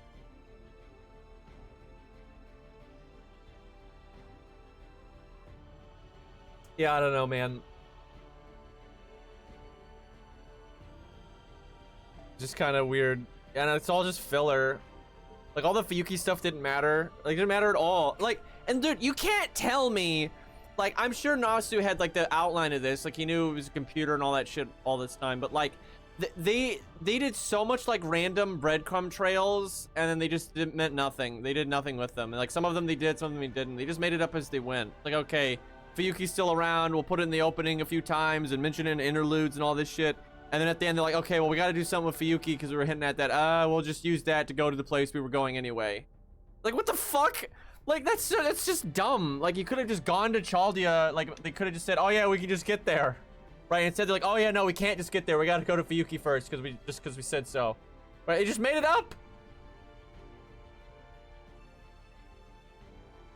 Yeah, it's like there's just so much filler because the thing they said this all of FGO, all of it was supposed to be done in 2 years. The whole thing. Like 1.0 and 2.0 were both, it was just supposed to be 2 years. But the game just got so popular and made so much money, they dragged it the fuck out. Like, they said that so long ago, right? So like the outline of 1.0 and 2.0 were written a really long time ago. And everything else between now and then has just been filler. And it just shows, because none of it meant anything. Like literally none of it meant anything. Just a complete waste of time. And I've been saying that the whole fucking time, that the story was just fucking wasting your time. Like, because they kept doing things to just like, they would make like a plot point that didn't really matter, and it was just there to make it take longer, right? Because like Lost Belt 5.51 was just totally pointless, right? It was just a made up barrier so you couldn't go to Lost Belt 5.2 that you were actually supposed to go to, right? They just made it up. And then now it's like, oh yeah, all those Lost Belts didn't matter either, right? It's just a bunch of bullshit. Like, the real story is just a stupid simulation thing that they could have, like, you could have, like, articulated this and wrapped this up so many years ago, right? Like, it's not that grand of a story. It's basically LOL the Matrix, right? It does not warrant all this. It's just stalling to get you to wail for waifus. Which, you know, that's actually what's going on. That's the thing.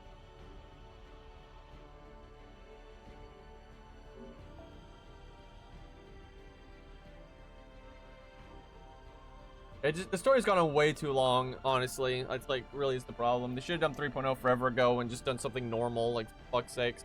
There's so many stories you can tell in the Nasuverse. Just fucking, you can play whoever the fuck mage and whatever the fuck. You go to London or whatever, like, Jesus.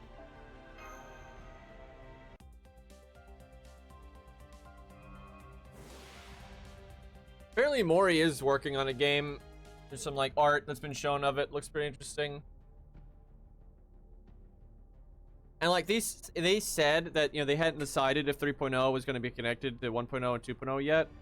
But like Nasu said, he was writing an outline for it either being its own thing or it being connected. But the last time they talked about it, he said he was leaning towards it being connected, which I think is a huge fucking mistake. Oh my god, like, don't fucking do that.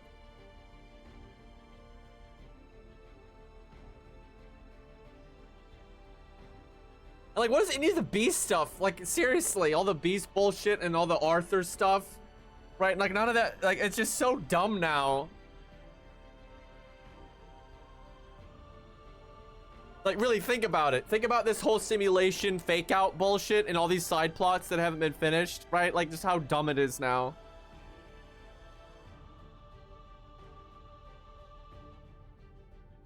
Oh, jeez.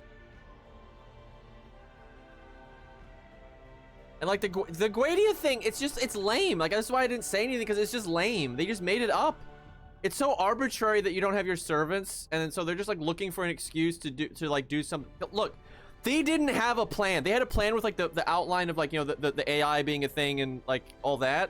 But like the Chaldean, you know, storyline, it's so vague, and they keep hinting at it and hinting at it and hinting at it. And then what's it culminate in? They just, last second, they just made up that we don't have our servants, and he sacrifices himself to give you your servants back.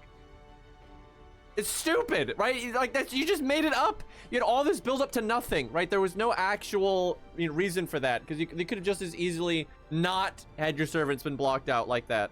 And like, so many of the plot points have been like that, where they don't know what to do with it, right? They're just so vague. You know, oh, what's in the box? What's in the box? What's in the box? And they don't know what's in the box, and they just make something up. They're like, oh, okay, we gotta. It's just so like. There's no like real planning to a lot of these plot points. right? The thing they did plan is just like the basic outline. And like Fuyuki is like the perfect example of this, right? It was just hinted at so fucking much, and it didn't matter at all. It was just like this made up like stepping stone that they just put there just to act like it meant something, right? And 2.0 has just been really bad about that, and it's because they're trying to drag. It's because they're dragging it out. Like the story of 1.0, you know, only it took 2 years, right? And it really didn't even need to take that long. Like 1.0 could have been 1 year, really. And the story of 2.0 is not. It's anything. It's smaller, really, because like, LOL, it's a simulation. Like there's no reason to drag out such a basic story for like 10 fucking years. Like, absolutely not. You're taking such a basic ass premise and stretch. Like, this is a lot more basic than the story of a lot of the other Fate stories, right? And those didn't take 10 fucking years. So yeah, I actually, in my opinion, there needs to be a hiatus between 2.0 and 3.0. Like, and you can put a small team in charge and have them do like small stuff, you know, maybe make a, you know, roguelike and a challenge tower, you know, content that doesn't really have story meaning, but something to keep the player base happy. You know, maybe put out some costumes. You know, there's a bunch of costumes that are in the game that aren't playable, right? And you tell them, you do PR, you know, you tell the player base, okay, you know, we're working on big stuff, so the game's going to be kind of on hiatus for a little while, but you know, in the meantime, we'll have a small team doing some fun stuff. You know, you'll get some costumes, some random game modes, you know, little stuff here and there. But you put, because like when a new game is being made, right, like when FGO is being made, that's when like all the cost is done. You're not, like, when FGO is in development, you're not expecting to be getting like money from FGO every month, right? Because it hadn't launched yet, and that's like your investment phase, right? And they need to go back into an investment phase. This like endless running and constantly trying to make money every month is caught up with them, and that happens to a lot of games. So they need to be like, okay, you know, skeleton crew, do some really basic stuff, you know, costumes and small little gameplay stuff, and so they make a little bit of money and keep the lights on. But then, yeah, you go in an investment phase, you put money into it, you take your time, you develop a bunch of stuff, and then you come back and you make a big deal out of it. You go kind of radio silent, you know, when you're in hiatus there. But then you come back and you put out some marketing, like, you know, FGO's back, big stuff, you know, you bring out a bunch of low stars and high stars at once, you know, big revamp, big facelift for the game, you know, maybe update the engine, you know, optimize, all that kind of stuff. Take your time. But yeah, they won't. Yeah, because they're making money, they're not gonna. There's no way.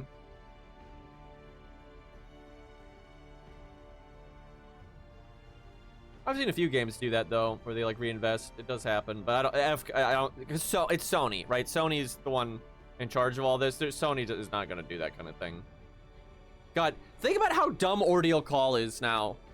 I mean, I think we all knew Ordeal Call was dumb, like, right before the big finale, and I still stand by Ordeal Call was the worst thing that, like, ever happened to this game. Because, like, 2.0 was already dragged out too much. Typhoon has always been shit with games, I agree, but I'll get to that in a second. It doesn't change that Sony and the way they handle money, though, and like, projects is really bad, and they are the final say here, so... but yeah, Typhoon has never had any business sense with video games. But like, the 2.0 story is, like I said, kind of dumb, but then just arbitrarily after all these simulations that don't matter, you know, the lost belts, and then before you go to the actual thing that matters, then you just have another made up thing. It's just so made up. Again, like the human history has to judge you to make sure you're worthy and make sure these extra class, like, what the fuck? That's dumb as hell, right? Like, they just made it up, and it's just an excuse to just waste your time. And the Ordeal Calls lasted 2 years. Chat, like, seriously. It's such a nothing plot point. Complete stall. I don't think even the best FGO defender, I don't think, can deny that the Ordeal Calls were just pure stall. And it's like, you're already taking this basic premise and dragging it out for, like, you know, 6 or 8 years, and then now you're adding 2 years onto it at the end just for no reason. Like, it just, what the fuck? And a lot of the stuff that happened in, like, the Ordeal Calls could have just happened in the Lost Belts, right? The whole MASH thing with Galahad, that didn't need to happen inside of an Ordeal Call. Like, that was one of the better plot points FGO had, honestly. Like, legit. I don't even like MASH, but that was an act, because the thing is, that wasn't half-hearted. right? All the Galahad stuff meant, like, all that Galahad buildup actually meant something, and it made sense, right? You, like, that, I think because they actually knew what Galahad's role was that entire time, right? But that, all the stuff of, like, Mash, like, looking up to Galahad instead of abandoning him and all that, like, he wanted her to do, that didn't need to be in an ordeal call. That could have been in Lost Belt 6. Like, literally. Like, there's nothing about that story that couldn't have been injected into Lost Belt 6 or any other Lost Belt, right? And same for the stuff with Sherlock, right? And the point 5 story, right? That didn't, and I think they said it wasn't supposed to happen in that story. That's why it feels so tacked on, right? You could have injected that story in any other part. And the thing is, that would have been better. All of these plot points would have been better served if they were injected into the Lost Belts, because then you would have better pacing. Because the way the game is now, the pacing's terrible. There's all these like filler plot points that don't matter, that drag on for ages, and then there's like 5 minutes of a plot point that does matter, right? Where you could have been spacing out these plot points that actually matter and having them hit, you know, with some regularity and be tied to, you know, these other stories that, you know, I guess could have mattered more. You know, you could have had like these major character developments happening alongside the Ort stuff and the Lost Belt 6 stuff and so on and so forth, right? Instead, you just keep making up story after story after story. That, like, it just spreads so thin. Like, it's so incredibly thin. Oh yeah, and all that Enkidu interlude and all that. Yeah, I know that stuff. Yeah, but yeah, that never went.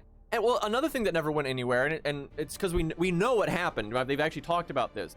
So they were hinting at Morgan, right? Regular Morgan, right? She was in like Tristan's interlude and stuff, right? And they were hinting at all that.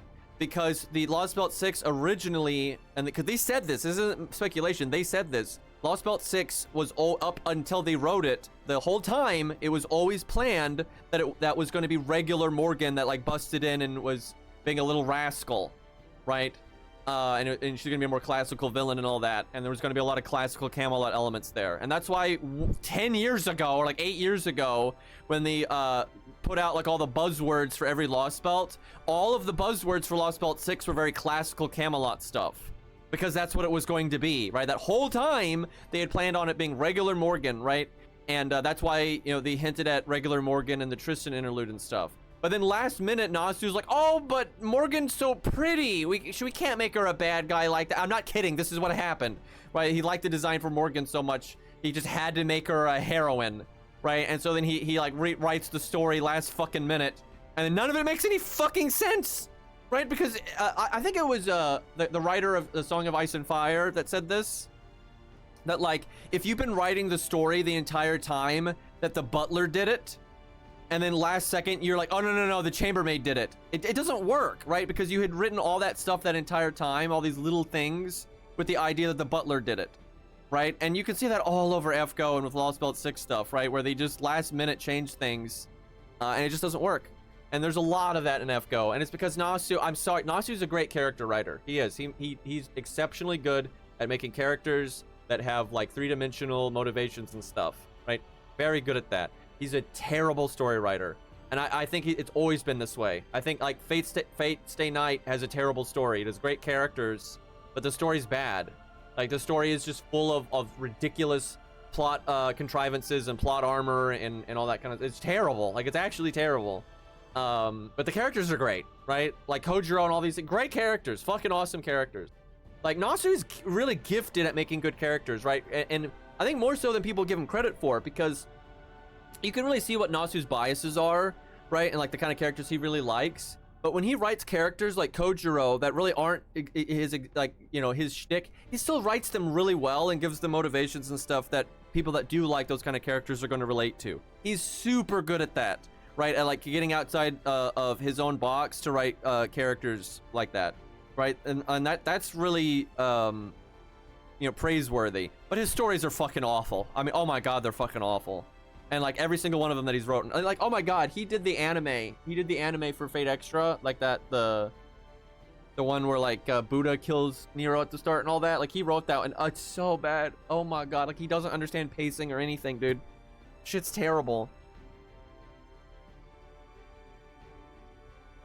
There's so much plot armor in Fate Stay Night. It's insane. Yeah, last encore. Yeah, that fucking shit, dude.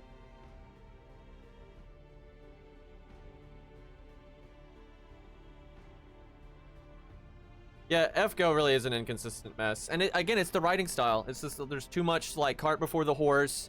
There's too much like last second changes because, oh, I like this character. I want this character to have the spotlight. That's what happened with Oberyn. Like originally, Oberyn and Vortigern were going to be separate characters. And because technically Oberyn is not even in FGO right now, but he was going to be, right? Like Oberyn was going to be in FGO. And he was going to play the role of like the fake lying Oberyn we have now, but he was going to play that in a more earnest way. And then Vortigern was just going to be the Earth basically saying fuck it, cleanse me, and using Vortigern to just wipe out Lost Belt 6, right? Which fits Vortigern's role very well from what he was in Garden of Avalon and all that.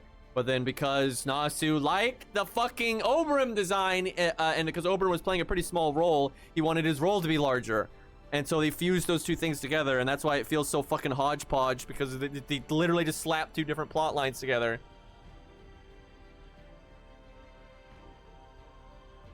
And Green Knight was going to be in, but that's a whole other thing. Yeah, and like the different writers is a mess too, because that's why Canis like feels so whack, because like through all the stories they had established that Canis could travel between the Lost Belts, and then that she could have a different master, Gordolf and all that, and she's really powerful. And then they established that like she's really like loyal to Wadim, and then like Wadim actually is on your side now and all this stuff. But then she just fights you at the end for no fucking reason. Like everything about everything that did with her character should have aligns with her being able to survive the Lost Belt and want to get revenge for Wadim, and then she likes you all enough that she can work with you, right? But nope, because we're the people writing the next story haven't had Canis in mind this entire time because someone else was writing that. We have to make sure there's no crossover, because like you see that so often where things have to be like super self-contained because of the different writers. Like they don't want to step on each other's toes.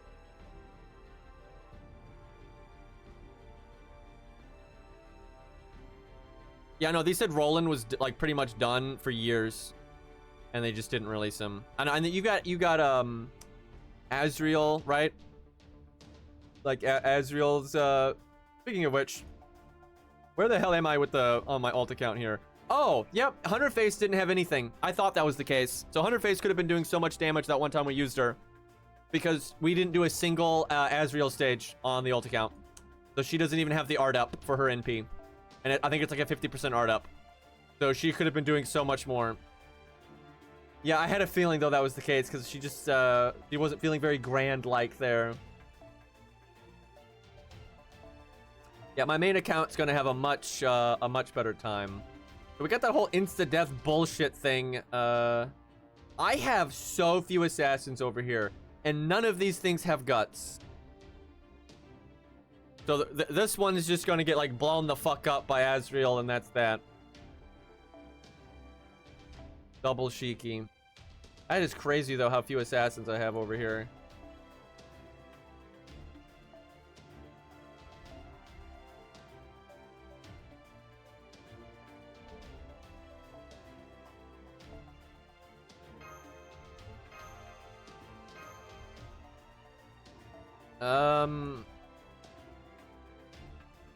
I don't even know what she needs.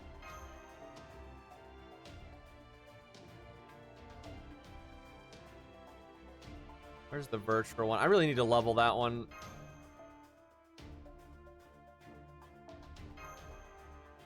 They're 1-1-1. That's rough. I think they're art. I don't even remember, to be honest.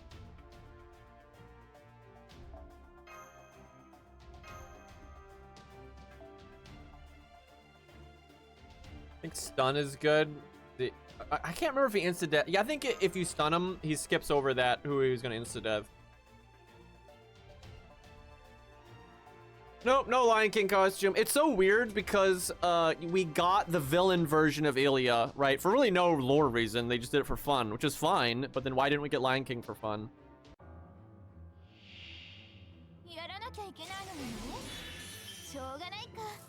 So let's see though. He's basically finished. Might need a few touch-ups, but he's like, I'd say at least 80% finished. And not playable. And he's been out for a while now. Galahad, I would say, is more like, it was only like 50% finished. He didn't have a real NP, and his attack animations didn't seem quite done, like not quite up to par, but close. So Galahad's like 50% like playable. This guy's at least 80% playable, maybe more. Because like I don't think you ever see his extra attack, but maybe he has one. There's Logris, or whatever the fuck you say her name. She seems like 100% done. Who knows what's going on with Agravain behind the scenes? いけそうそうそうこれ技の数、脂肪の数、どうあがいても及ぶまい。いざ任され。安い安い。 Yeah, Goda. Yeah, most of them are like 10% playable. But right, 太陽 so many of those.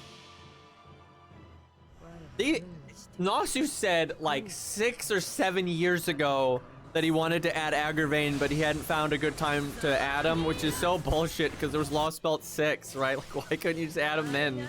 Makes no fucking sense at all, dude. It was so long ago. Also, a lot of the characters we got, they had originally planned on adding like so long ago. Like they had said they were gonna add Jason forever ago, like way before they actually added him.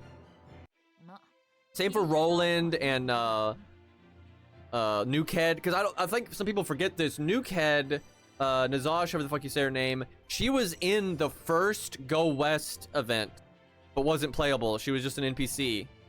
And then, you know, like 5 years later or something, she was playable. There's been quite a few like that.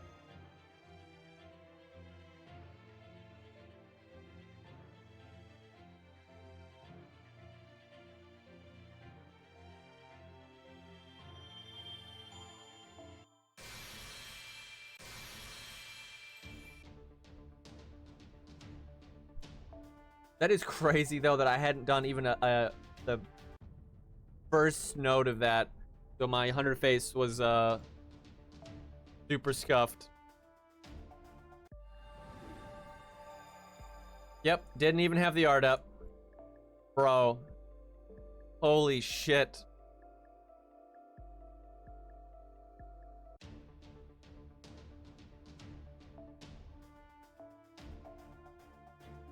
Gonna have to work on that for these days for the time gate.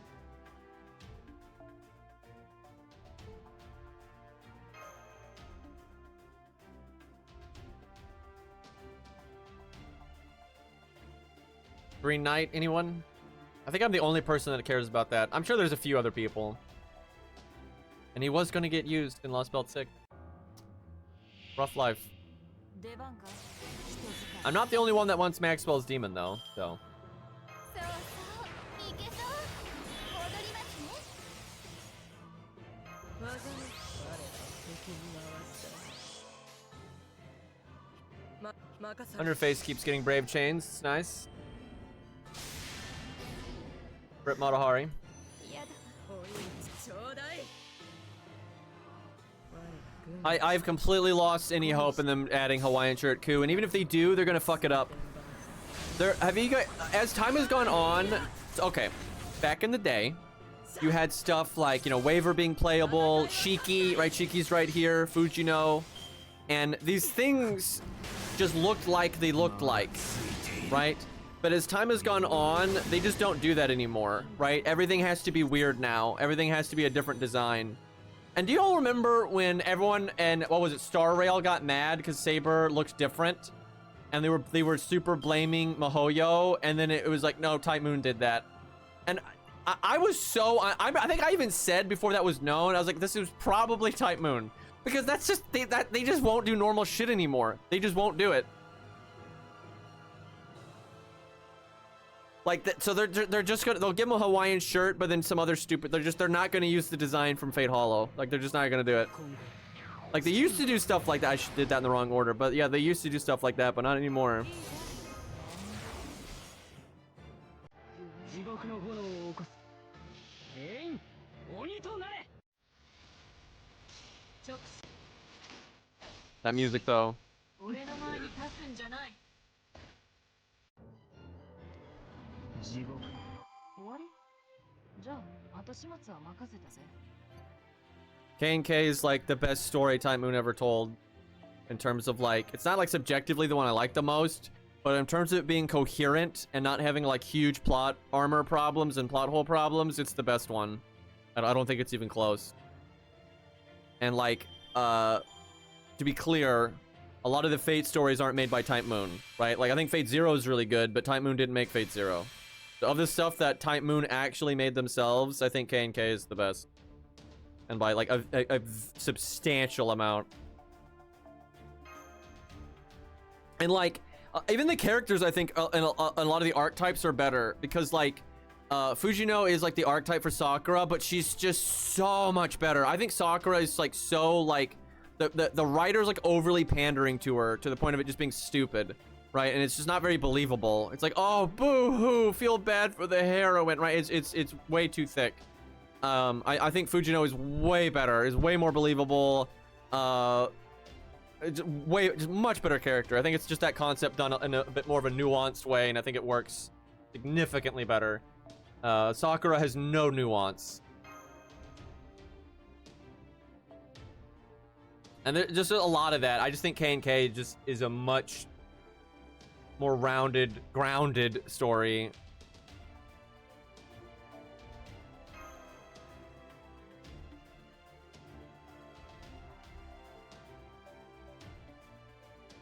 Yeah, I don't see FGO doing a whole lot. I mean, they've done a lot of Chinese servants, though, because the game is really popular in China. So they've done a lot. But they've never done anything with Korea, because, you know, that shit's fucked. But yeah, Asia's always got drama going on. Double guard. Okay, well, Shiki can have the buffs here. Let's see what we can do. Guess I could have opened with him, get a shot at the debuff resist down, which we failed to get, but you know, it could have happened. Shiki didn't do the thing, excuse me. More crit buffs.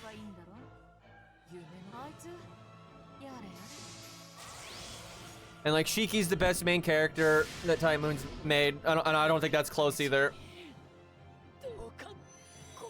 You know, some of the other writers that aren't directly with Type Moon, they've made good main characters, but most of Type Moon's stuff I don't think has good main characters at all.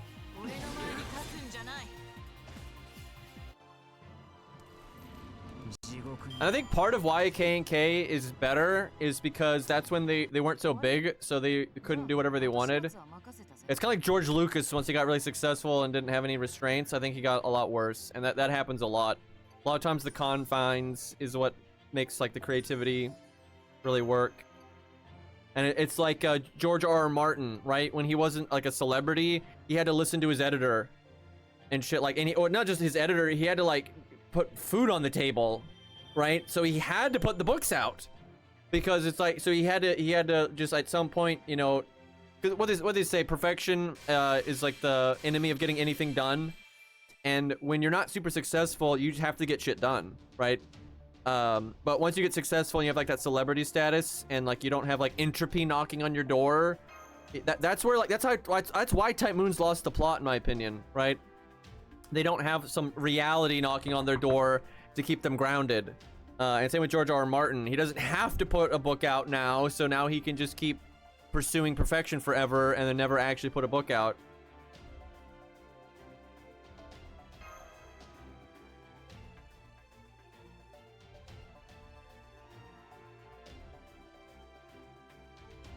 Yeah, K&K is actually goated. Like, I think it's great.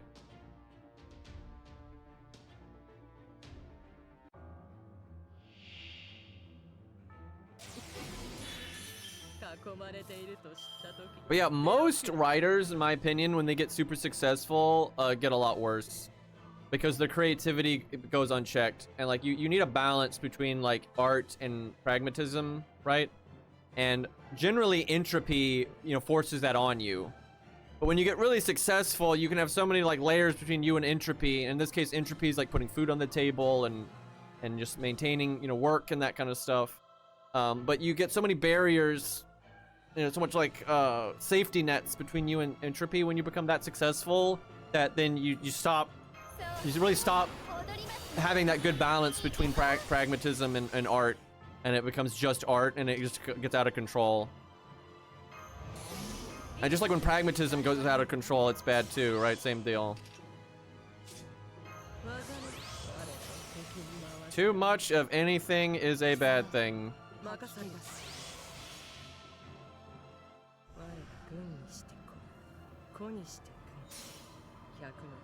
Honestly, deadlines are the best thing that ever happened to writers. I'm sorry, and like I know, and look, this goes way beyond writers. Like money and time and stuff is the best thing that ever happened to carpenters and welders and anything. It's just you need a reality fucking check, right? Because that's what it is. Like entropy is a reality check. It's the interfacing with like, you know, the physical, you know, the actual practical thing that's happening, right? It's like when you have administration in a business that's out of control, right? It's kind of like on a boat, right? Like a boat, the damn boat has to sail first. It has to not sink. You know, you can't have a party on the boat and all this administrative bullshit on a boat if the fucking boat can't float, right? And a lot of times when art gets out of control, it forgets the fucking floating part, right? They're not handling the basics, right? Deadlines are super fucking important because they stop you from just like getting too whimsical and experimenting with stuff you really shouldn't be experimenting with. It forces you to be practical, right? And there's a degree of practicality you just have to have. And it's just true for everything. It's true for the arts. It's true for, you know, physical labor, everything. Like you just have to have a balance, for fuck's sakes. And like, why do you think there always is like why do you think like good stories, like good writers always, now sometimes they get so successful they get rid of their editor, but why do you think they always had an editor, right? Because sometimes you're a fucking idiot and you need somebody, you know, that's not biased to tell you your idea is dumb as fuck, right? You hear the like 1 in a million success stories where like a writer was like, oh no, my editor didn't know what he was talking about, and you know, I was successful and I you know, went against the grain. That's like that's the exception. You know, you don't hear about the other 5 billion ideas these people had that the editor shot down that was correctly shot down, right? Like, don't be wrong, there's bad editors out there, of course, just like there's bad writers out there. But yeah, there's a reason why editing is so important. Like, you motherfuckers need deadlines. It's so goddamn important. It's just like, this is what, like, great example, right? When the government builds something versus when like private stuff builds something, right? So in the town I live in, there is a government project right now to build a building. It's been going on for years and they haven't done anything. It is unbelievable how slow the progress is, right? Because because it's not their money. They don't care, right? Because it's the taxpayers' money, they're happy to just waste it and waste it and waste it and waste it and waste it. There's no deadline, right? So they've been working on this like bit of land to build this building for as long as I can remember, and the amount of progress is so minor, it's a joke. In that time, there's been a bunch of other businesses that, like, it's their money, so they give a fuck. All of those projects have been completed, and more other projects have started, and those have been completed, right? So it's like, because they have a deadline, because their money is tied to it, and they're gonna go bankrupt if they don't do the fucking project, right? And the writing is no different. Just because it's artistic doesn't mean the practical reality doesn't apply, right? Like, if you don't have a fucking deadline, you just meander for it. That's why we have FGO having a basic bitch story going on for 10 fucking years, right? Like, are you kidding me right now? And like that, and so many of Type Moon's projects are like this, where they just, I mean, look how long it took them to make Tsukihime. And I'm sorry, Tsukihime is not like, it's not like the next coming of you know, A Song of Ice and Fire or something. You know, it's not that deep. It really isn't. There's no world that should have taken that long. Yeah, and then like waiting for the perfect time to add Roland, right? And they said he was finished for years and they didn't add him, right? It's just silly.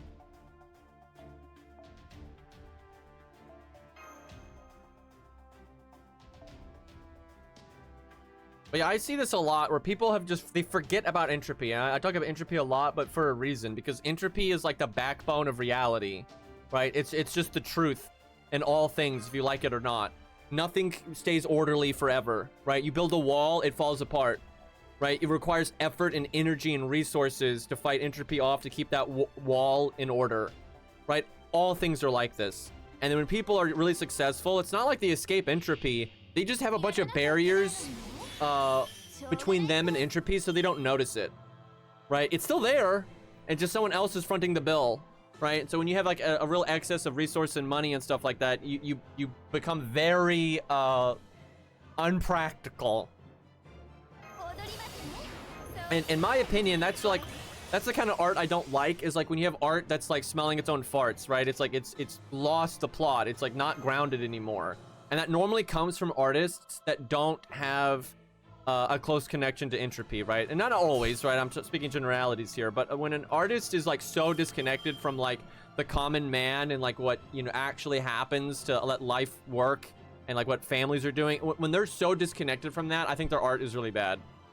Because they're not interfacing with what everyone else is interfacing with, right? They're shielded from entropy, right? And because they're so shielded from it, I think their art ends up just being too self-referential, too, you know, artsy-fartsy, you know, I'm so awesome kind of shit.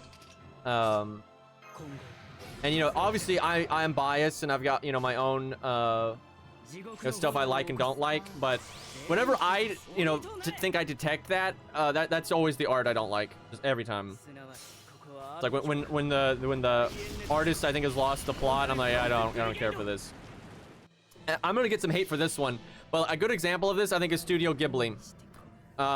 Everyone's all, you know, gets mad at this because like they like Spirited Away and stuff, but first off, Studio Ghibli has made a bunch of shit that you've never heard of because it wasn't very good.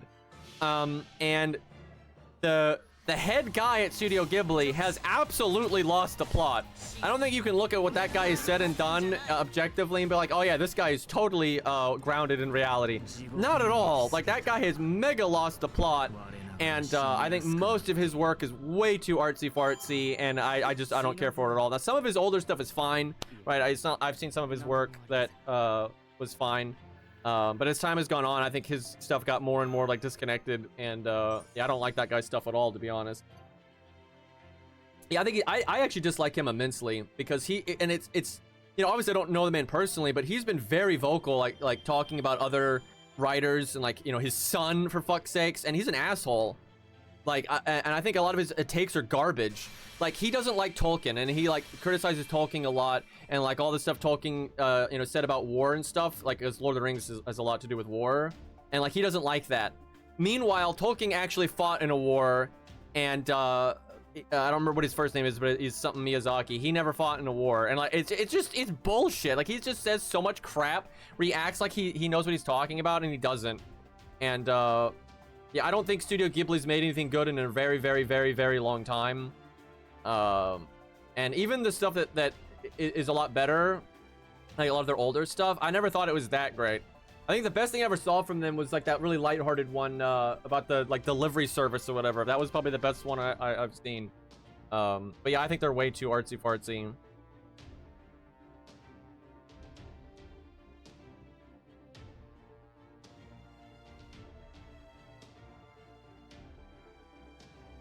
Yeah, I mean, a lot of good writers, you know, are very connected to entropy, in my opinion. Like, all the best writers I know of have a very close connection to entropy and you know, reality, right? Like, actual, you know, how things happen. But it's something you have to be wary of. When you become successful, it's very easy to become disconnected from reality. And I always respect like the rare writer or the rare actor that goes way out of their way to make sure they don't get disconnected. And like good parents, if they have a kid that becomes successful as like an actor or something, good parents like force them to stay grounded and don't let them get too big for their head. Yeah, the good Miyazaki's the FromSoft one. So far, FromSoft hasn't lost the plot. We'll have to see though. You know, because they're just now really getting successful. Actually, because it's a Lost Spell, it should have story replay. If it's all a simulation, all the more reason for there to be story replay. And in the simulation, you can make your own simulation, right? Like, canonically, you're capable of, you have like the battle simulations, and even in Interlude, sometimes they do recreate story bits in their simulator, right? So there's really no reason why.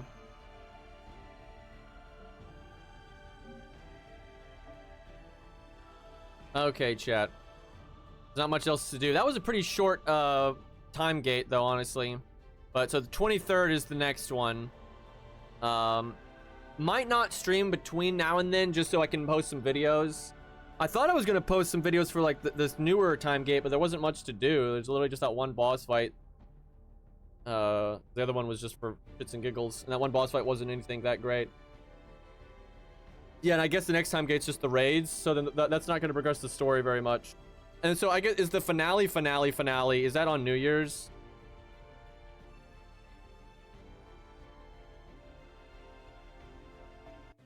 Because I could see them doing the raids and then like waiting until like the 30th or something. We don't have a date, so I guess we don't know then. But yeah, I assume the raids are on the 23rd, and then I guess we'll just have to see how long they run for. Because they said no new servant this year, but every time they say that, then literally January 1st. 12 a.m. There's a new servant, right? And they're gonna want to hype up something. There's no way we're gonna have this whole finale and there's just nothing, right? Like that's not how you make money. Now there is Logris or whatever. They could add her. I mean, she's definitely getting added. There's no way she's not. And then Azriel, but that might be later, hard to say. And then maybe Galahad. Those are the potential stuff. And it could also be something new that we run into in the story. That seems very likely to me. That there's gonna be some new big fancy thing, and that's what gets rated up.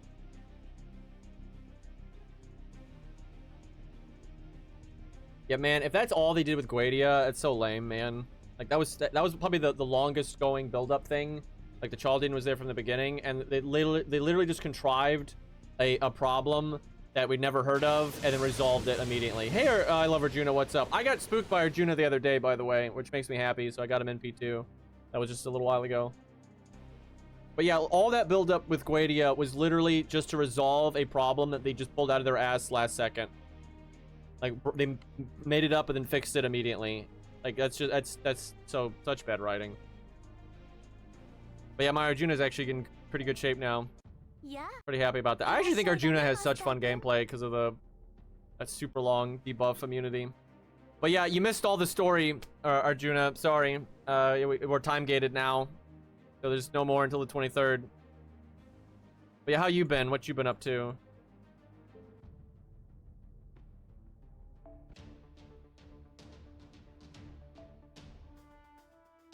Nice to know you're still around doing stuff. Let's see. I guess that's useful. I wonder if this is insta-death, because I could see there being a boss with insta-death, like a raid with it. Reading books, hell yeah. Man, when I find a book that I like, I'm like so into it. It's super rare that I find a book that I like, but my god, when I do find a book I like, it's one of my favorite things to do. Stardew Valley. Is that the farming one? Sounds like Arjuna's got a nice peaceful life going on. Yeah, farming sim. Yeah, that's like a classic one.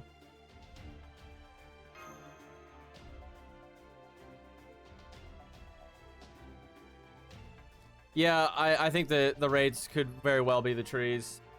They'll probably take a slightly different form, make them more like alien nervous system bullshit looking, but that's pretty disappointing.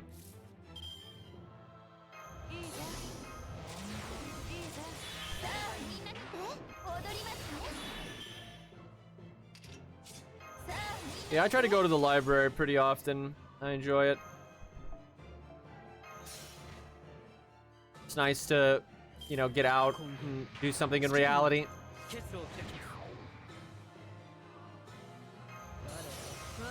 Okay, he's got 1 million health now.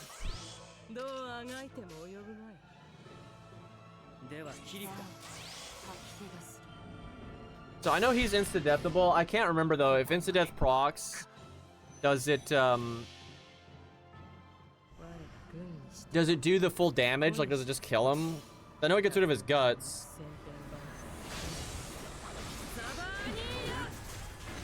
Have you read the Book of the New Sun? I don't even know what that is.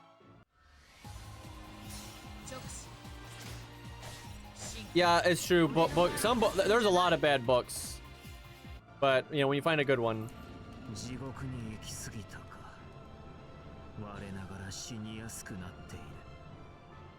I'm so picky about books. It's insane. ちと思い込んだ貴様の深く。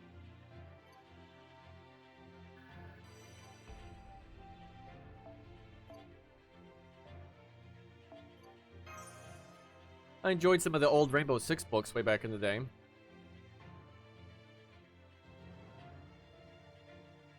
Big fan of The Count of Monte Cristo, obviously. I brought that up a lot. No Country for Old Men. That's a good book. Actually, the movie is better, though. That's a rare case where I think the adaptation was better.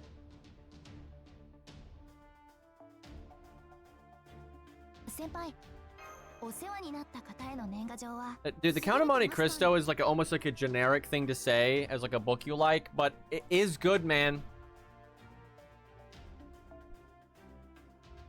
It's good, it's good.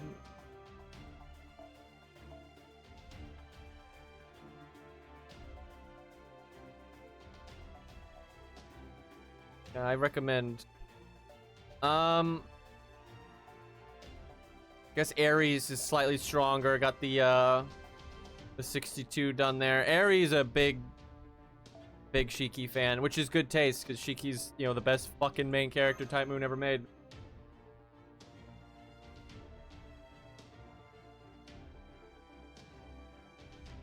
Classic for a reason. Yep.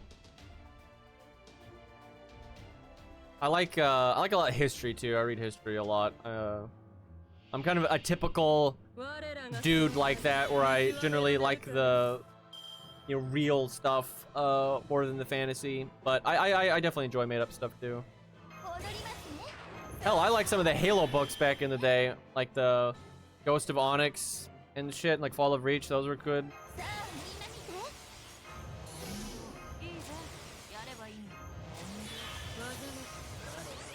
Yeah, real life lore. I'm a fan. She'll just die. There's like no way to... I guess you can do this. Yeah, now you guarded it. You can get the instant death down. But yeah, she'll just get nuked.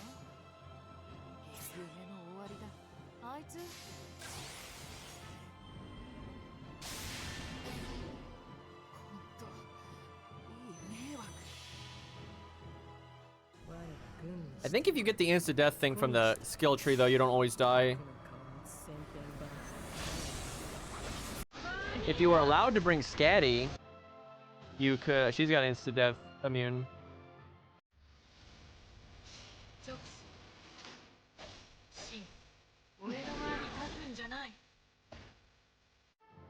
Oh yeah, those capsules, they're kind of two things. Originally, that's such a weird animation. Originally, you needed to use a capsule to do a Bleached Earth quest. And then, if you beat a Bleached Earth quest, you got the blue dust you need for the talent trees.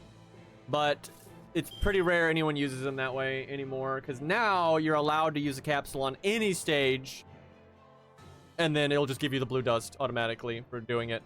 But then you won't have the capsules to be used on the Bleached Earth quests if you want to do those. Which, you know, most people only really do them for the bond. They give, like, massive bond. But, like, their loot drops aren't really anything great. But, like, the Vertra Bleached Earth quest is, I think, still the best stage in the game to get bond on.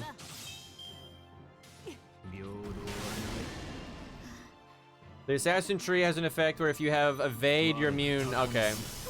Makes sense.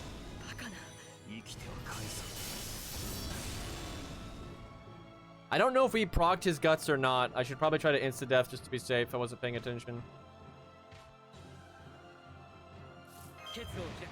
Guard, guard, guard, guard, guard.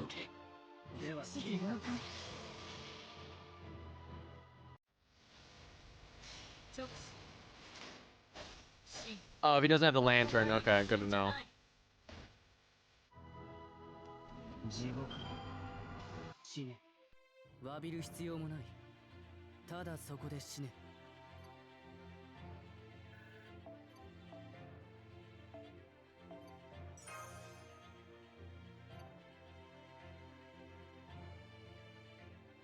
Yeah, leave. Some of the defeat animations are really fun in the raids. Probably the most fun they've had with that. Like Gil just standing there and opening gate and dropping a bunch of loot and shit like that.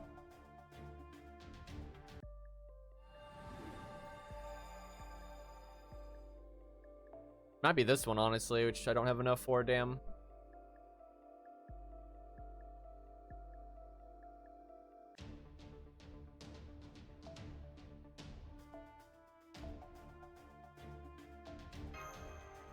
Oh yeah, that's right. Masashi had a second defeat animation. Yeah, if you had a pretty boy on the team. He's like leveled by their beauty, essentially.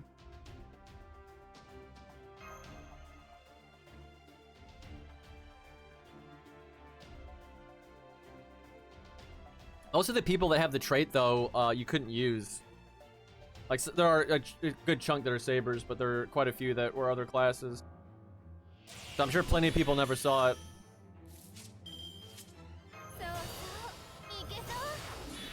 Guard, guard, guard. His debuff resist is quite high. I should have given her the debuff success chance up. I'll do that next time just to see what kind of difference.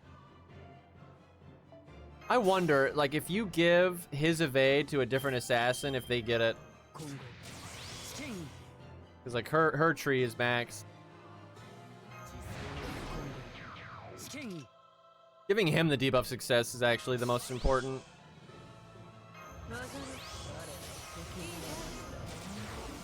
And her landing the death resist down is good. I can clean this team up. Yeah, I see there's the death resist. It just happens later.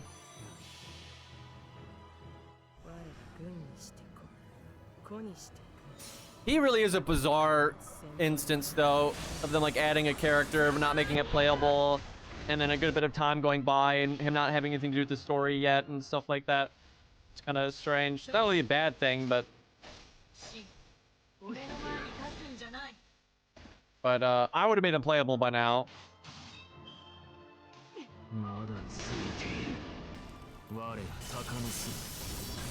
I'm an advocate of if they're done, you can just add them, and if they don't get meaning in the story until later, that's fine. A lot of the day one characters weren't used in the story for a really long time.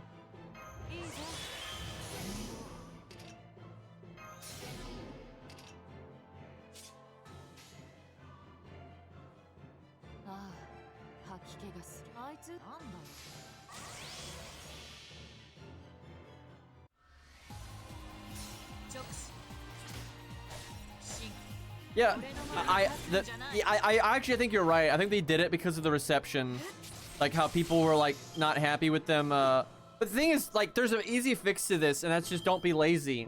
That's the whole problem, right? Because people liked what's her name, Masashi and Hercules, because it's like, hey, you've seen this character before, and now you can see them kind of what they would be like if they were a Grand, right? And that kind of lets you think about what all the other characters would be like when you pick them as a Grand, right? That's awesome, right? And you get fun stuff like the new death animation and cool new NP and all that. It's great. I mean, Herc's NP was so fucking... I mean, hell, Masashi's NP was awesome.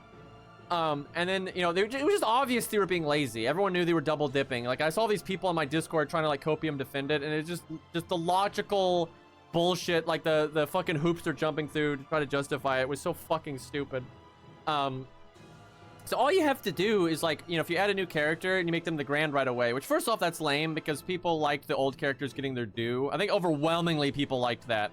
You know, having a new character that you've never heard of come out of nowhere and then instantly gets to be the Grand, it's just lame. But if you're going to do that, at least just do the same thing where you make a second, you know, NP for them and so on and so forth, right? And it's just obvious it was a time-saving technique that they tried to spin, you know, PR spin. It's just like in companies, right? Companies will always lie to you, right? Like when they do something lame, they'll come up with some bullshit, you know, reason why it happened or whatever. That's not the truth. It's the same thing. You know, they don't want to just say, oh yeah, we didn't have time to make an old character have new animations because we don't have enough staff and money. Because Sony knows that'll come back on them because they should have the money and the staff. Because that's the thing, if Sony and Type Moon allow Lizangle to say the truth, right, then that will come back on them. And so they make Lizangle say stupid PR bullshit.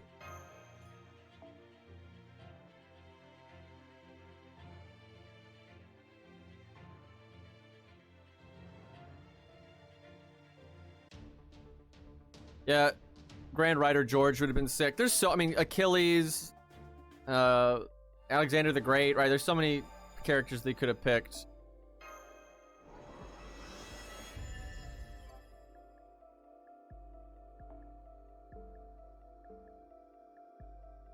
I think you can buy more capsules right now, which I need because the ult account needs to catch up. It's only completed a few of these thingies.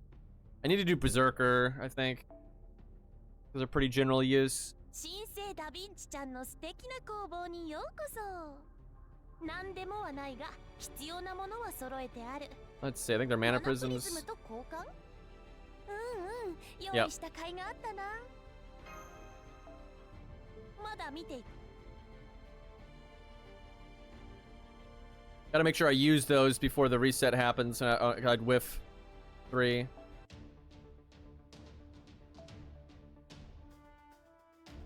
Yeah, dude, Karna should have been the Lancer. There's so many Lancers that I like, but I think most people agree he deserved it. And like, I think that, dude, that would have been so cool, like seeing a super duper version of his NP and everything. Like how they did with Masashi, and like that's why everyone was so pissed, and I think rightfully so, because it's so cool. For like you can imagine, okay, so let's say Masashi's not your favorite character, right? But you can imagine why that was cool for people that Masashi was their favorite character, right? So that's why, you know, it's like, of course we wanted to see like Karna and shit like that. Instead, you get these characters that, you know, they just made up and then made it the grand, and then they haven't really mattered again. And then their animations are exactly the same. You know, it's just lame. Dude, imagine if Assassin was Phantom of the Opera. And then I keep forgetting to update her. But anyway, it was Phantom of the Opera, and they gave him an animation update with it. That'd be sick, man.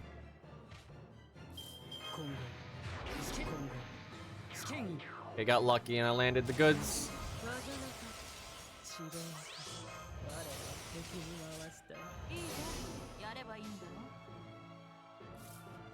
Test this. Honestly, I'm better off doing the art card. Oh, I guess I don't. Did I not have? I guess I picked the wrong thing. I thought it was that insta death icon resist, but I guess it's not that one.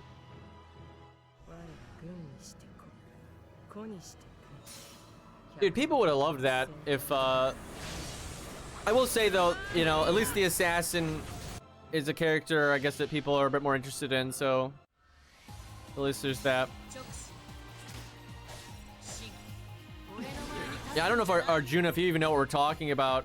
I can show it though, like we can go fight Musashi or Herc, and their like grand version that you're fighting has like new animations and a new NP and stuff. Herc was really cool because every time he broke one of his health bars, he swapped weapons. Because, you know, he can be all the classes and stuff. That was a great reference.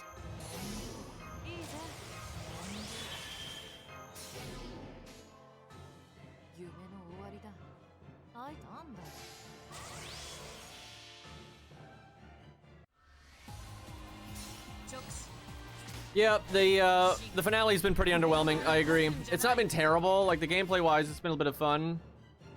They had to grand your characters is cool, but yeah, they're not really going all out like they did with Solomon.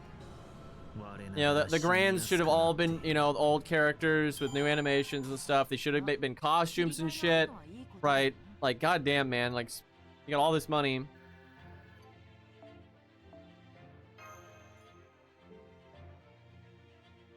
Guadia should have had 3 stages instead of the typical welfare only having 1. He should have had human form, Solomon form, and demon form. Well, I think Masashi is the only one we've actually, like, done. Like, it's the only one I don't need to do. Which sucks. I think Masashi is the best, honestly. Like, her NP and everything. Can I abandon it and get my shit back? I mean, Herx is pretty good too, though. Guess the loot drops aren't bad here. So we need to let her live to do her NP. Like, it takes her a bit longer off memory. Like, there's like a gimmick that makes it her slower to do her NP. You get it back if you leave? Okay, we'll just do that. This doesn't look like the most stall happy team, but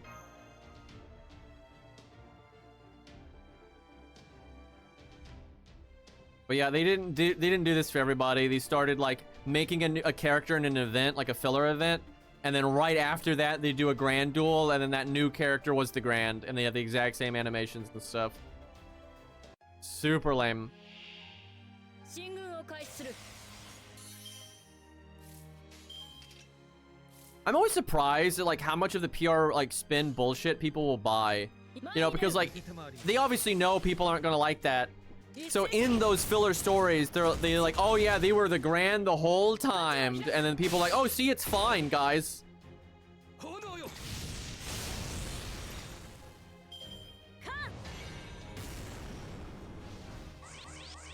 Yeah, she's NP sealed for a while. I can't remember how, something happens to unseal it, and I don't remember what. I think it's just time.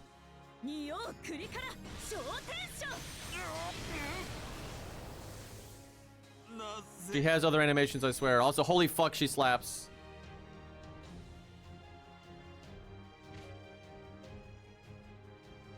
Big stats.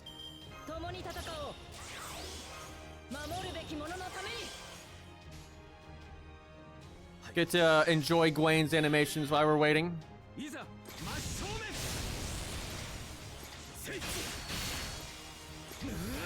What's up, Frenzy? 74 months of Prime sub, dude. What a chat. I really appreciate it. Like all the, you know, the money I've gotten from streaming. I mean, it's just streaming's like a bonus for me, but like, I appreciate the hell out of it.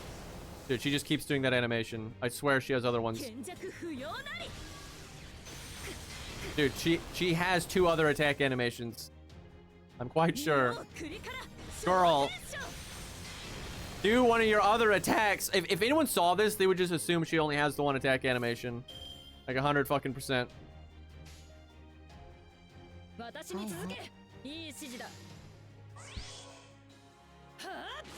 Oh yeah, I have a video. I could just do that. I need to make one of those for Herc. Most of them aren't worthy of a video like that. But I should really do that. Yeah, I even recorded every... Girl! What are you doing? I swear to God, she has other attack animations. Dude. How is this even possible?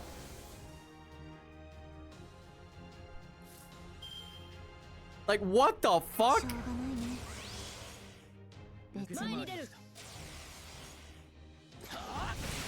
Yeah, she's got 3.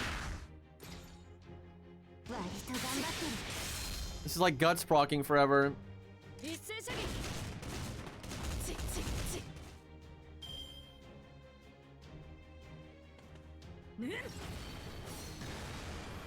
There we go. There's one.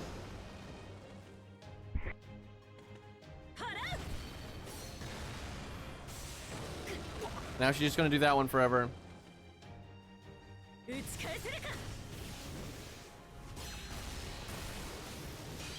Finally, Jesus, there's all the anime. Anyway, so you can see why people wanted this treatment for, you know, all the other characters, but then they just started getting lazy.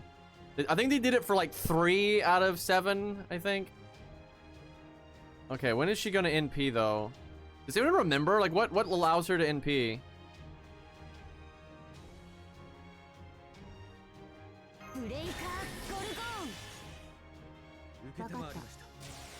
Yeah, Gil Masashi and Herc. I thought there maybe was one other one, but yeah, 3 out of 7.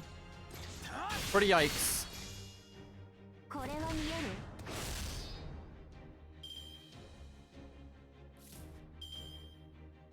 Wait for her to remember how to NP, apparently.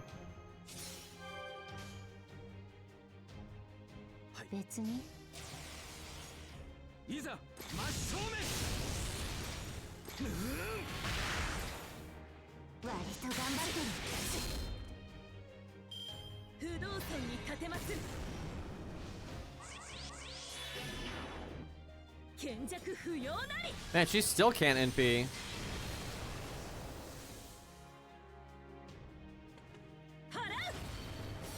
I could have won by now for sure. Like, I'm not using a damage up skills. I'm not NPing. I'm dying out here. Except I'm not dying because she's not NPing. この地より立ち去れ活路を開くこっちよ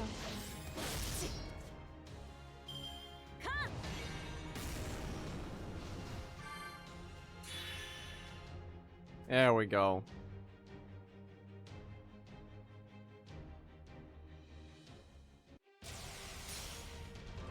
いざ勝負無空を開き虚空を断つ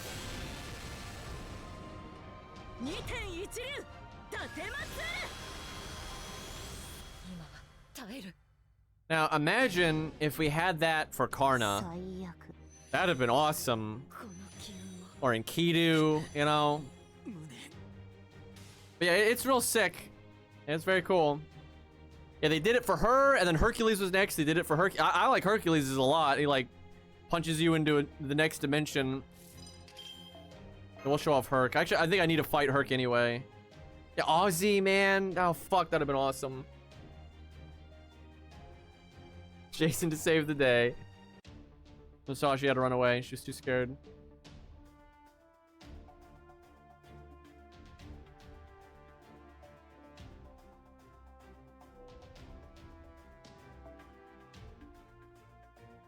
Yeah, I haven't done it.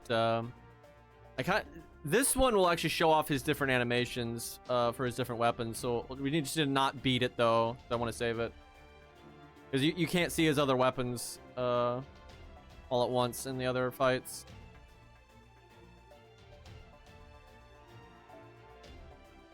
Very fitting.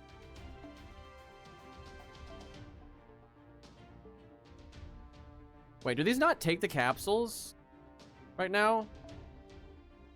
Then why did it tell me I couldn't reset? Because earlier it said I didn't have any capsules, so I couldn't like go. Oh, maybe it's because the challenge quest. That's why. Challenge quest doesn't take one.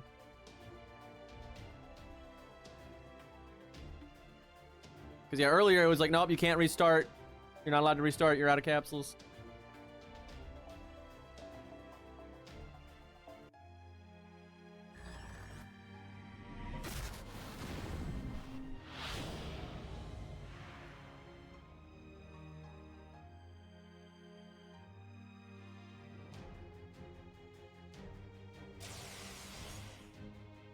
That background's really cool too.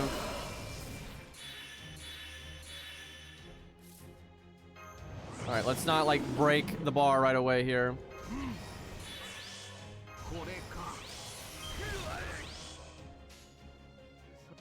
I'm okay with some Asterios bang bang though.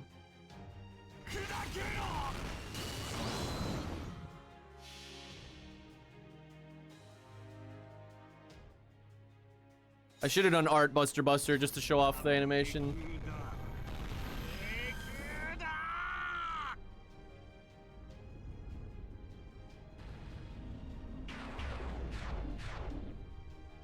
Spooky Maze.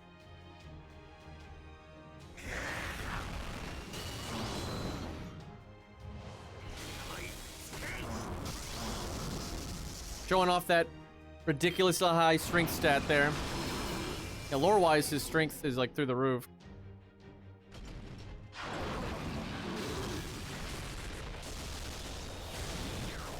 How is that not AoE?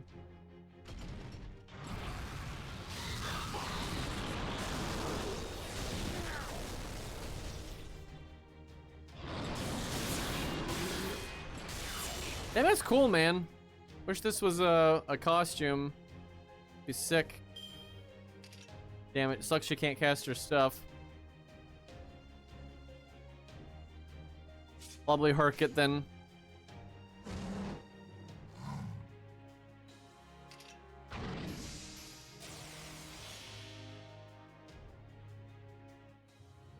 Fake Excalibur. It's cooler than Excalibur.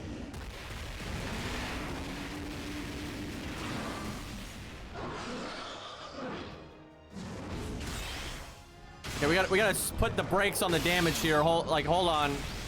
We gotta Not go too fast. Gotta make sure he NPs us.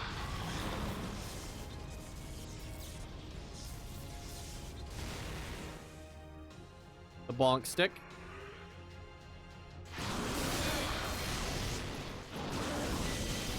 Woo-wee!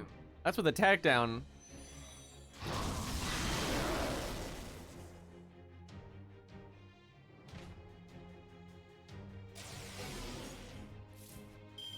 I like how he skill seals himself, so he's going to attack a lot. Man, why is she still skill sealed? What kind of bullshit is this?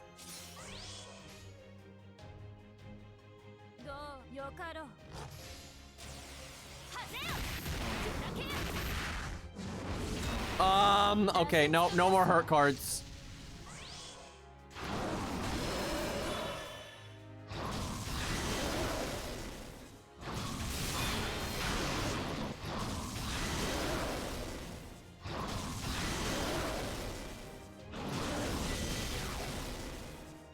If I can not break this turn, that'd be ideal.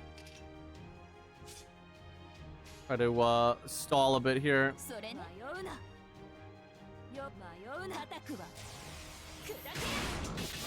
Did he get guts for not using an ability? Yeah, I think that is a thing. If berserkers don't attack, they get guts. It's really weird.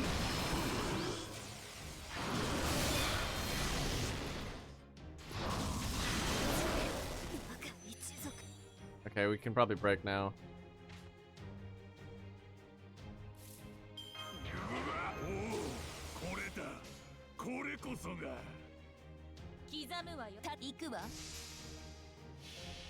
Oh fuck, he has evade. I wasn't paying attention. Oops!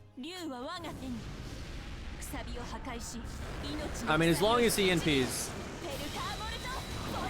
It'd be nice to show off his archer attacks if I can, but...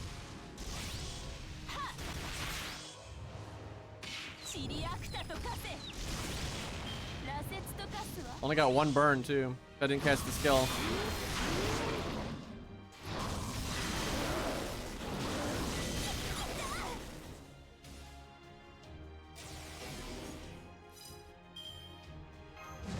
Alright, I love this NP though. This is probably my favorite of the 3 unique NPs we got.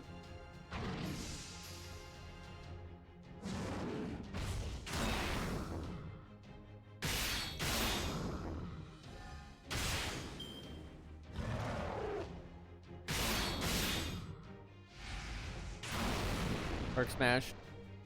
Yeah, Gills is kind of whatever. The worst one.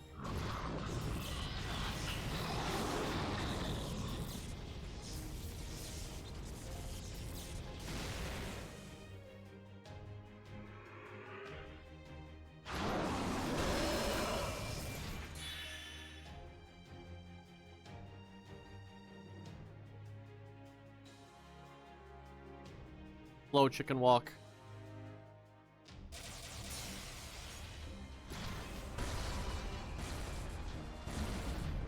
I love like the gravity, like the holding you in place with his aura.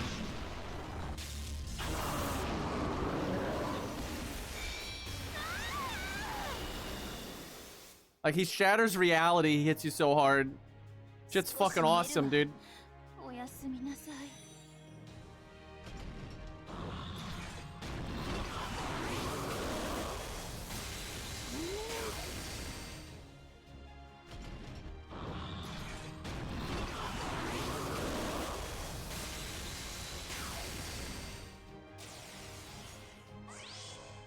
I need to make a video for him showing off the attack animations for each stage and the NP.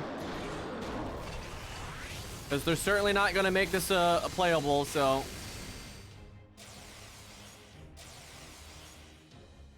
But yeah, I really like that one.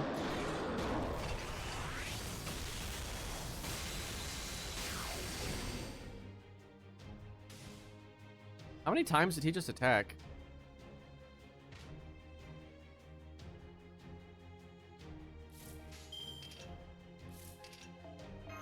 And then the Gil ones are kind of whatever, unfortunately. His attacks are cool though. Like he uses Aya in his normal attacks. Like that shit's cool.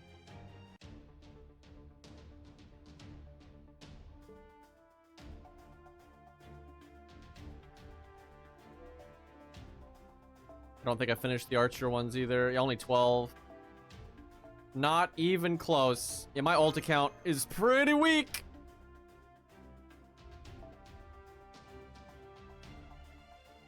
We might be able to do the raids on the main account, like when we stream it.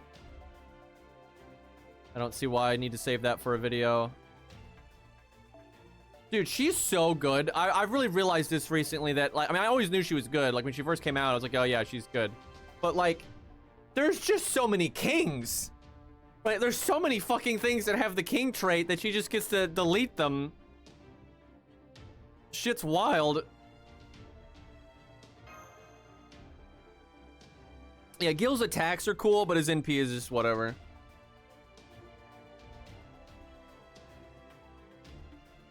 I do like his normal attacks a lot, though. It's just, you know, kind of what you expect out of Gil, and Gil's cool, so. And they give the king trait to a lot of people that aren't actually kings, right? More like leaders and stuff. That's kind of like how they use it.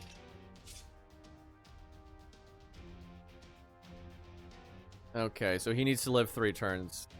How bad can that be?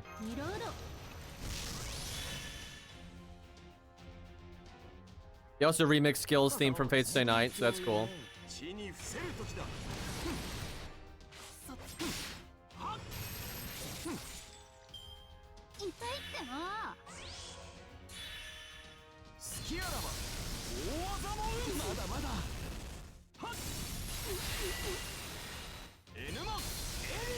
Yeah, I like him meleeing with Aya, and then Aya's like activating why he hits you. I think that's super cool.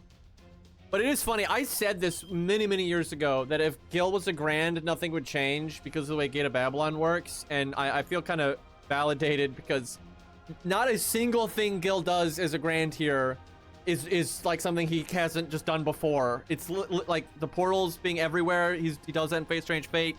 The, you know, the blowing up and all that, does that in Fate Zero.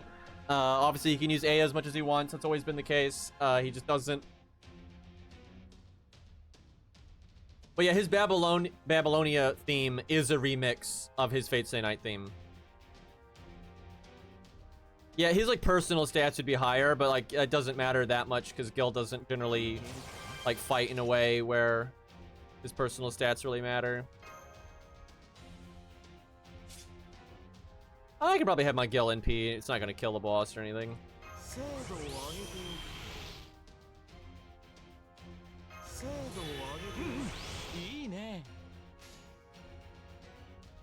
I do this for real, I'd bring in Moriarty to make them evil and get the extra evil attack up.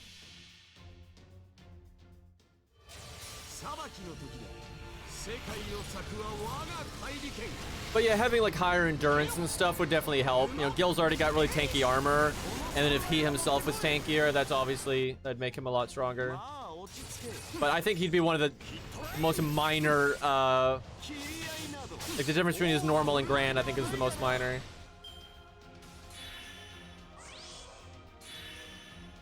Yeah, I bet you if he was summoned as a Grand, he actually probably wouldn't fuck around. Gil's really big on like living up to your station and that kind of thing. And if he's summoned as a Grand, I think he would actually take that seriously. Because like he does care about like the preservation of humanity and stuff. So he probably would be serious if he was summoned as a Grand. I don't know if he'd be 100% serious, but in the ballpark at least.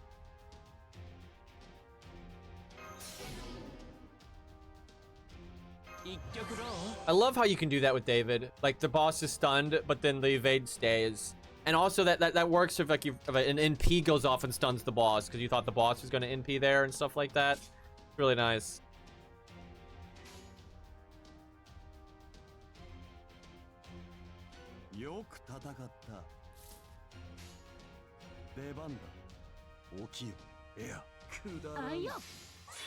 So I started blasting.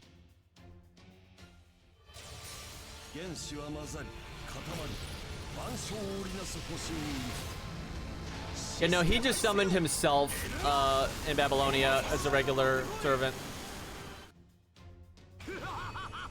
And then Gil has a Noble Phantasm where he can get the memories of any other version of himself from other timelines and stuff. And so the Archer Gil that Caster Gil summons, it takes the memories of the Caster Gil, and that's why he's like, doesn't skip a beat. And if that sounds ridiculous, it's because it is. Did he just get out of the stun and ping off the evade? What the fuck? What kind of cheating bullshit is this?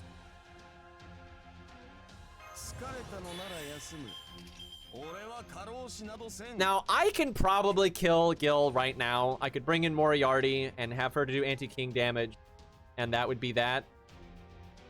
But, we'll wait.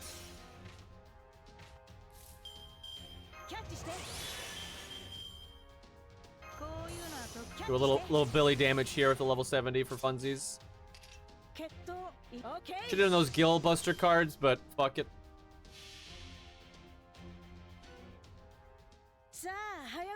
There's an NP for that too? Probably.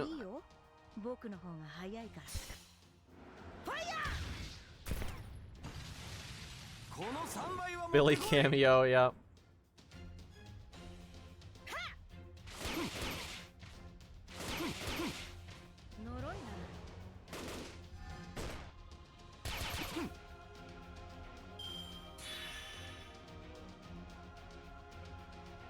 Respectable damage for being level 70 and not a grand.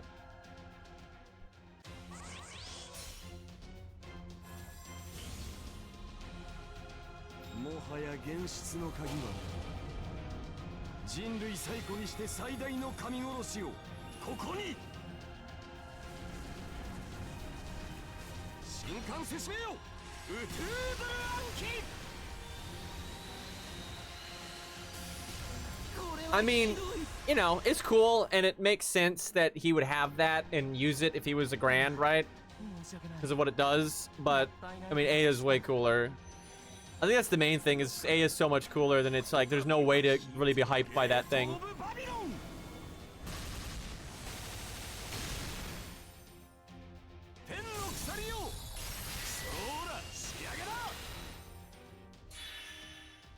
Yeah, if Aya didn't exist, I don't think people would even complain about that NP, honestly. Like, hey, that's cool. So that's like the spear head that killed Tiamat, right? And like by the, you know, what's Marduk or whatever I think used it. And so it's like really effective against large and beasts specifically, because, you know, Tiamat's like the beast. And it's what was used to kill her, so.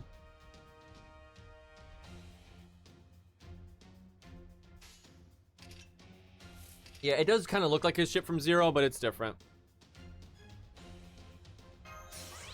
They're not the same. They do have a similar, like, color palette and whatnot, though. No Moriarty here to give us the damage up.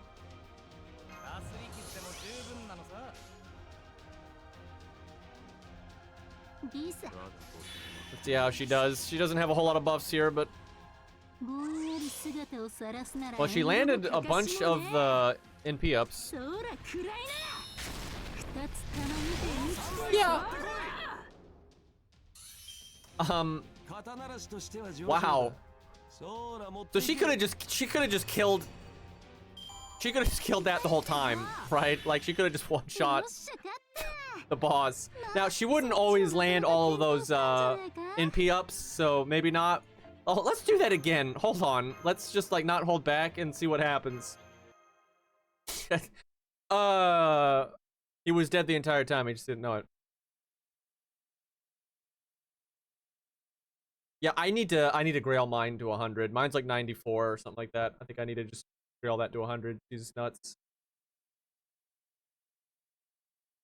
Fuck, I think I might have whiffed a capsule. I don't think I used enough time. Fucking around too much.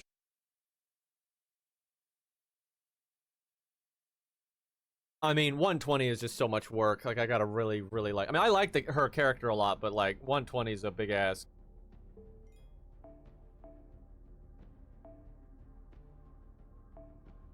I don't know if I got the will for that.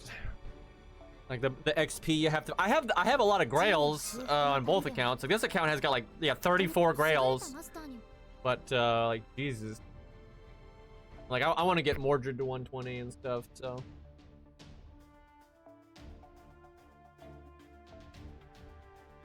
Yeah, I think I whiffed a capsule there.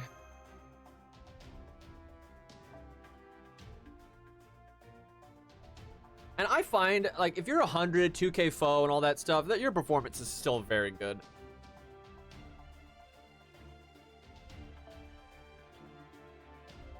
The only issue she's got here is battery. I don't have any... There's Calamity Jane, but this account doesn't have her. Now, I could get on my main, and I could do it. But yeah, fuck it. We'll just have to wait a turn. I find Calamity Jane is a really nice support, honestly. Like, pierce invulnerability to a targeted unit for 3 turns. Get 30% battery. Crit up and all that. Tack up. Quite nice.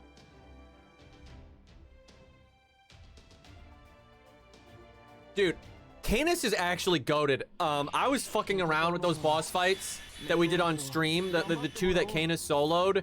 They were actually a pain in the ass for a lot of units. Like, I mean, a huge pain in the ass. And so the fact that Canis can just walk in there and floor both of them is actually pretty sick. People have always said Canis isn't very good, but I've always been in the camp that she is fucking fine. Like, I actually have found for a lot of challenge quests, the mix of AoE and then single target with the huge crits is good. There's a lot of boss fights where that comes up. I can think of so many challenge quests over the years where that's come up. And like, sure, if you have like the most goated account, you're like a Omega Whale or Meta Slave and stuff, and you got all the best supports and stuff, you don't really need Canis, sure. But that's true for most unit. And most people aren't in those situations, right? Like, I've found just awesome uses from Canis. Alright, right, so she's 80%. Yeah, Calamity Jane would be plenty. But we'll just do it next turn here. Evade now, and then we wait.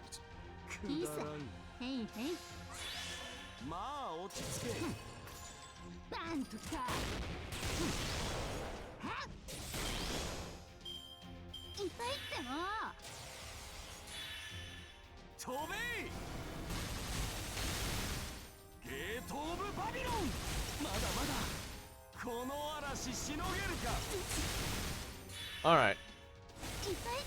Oh, that's right. He does gate spam at the end like that.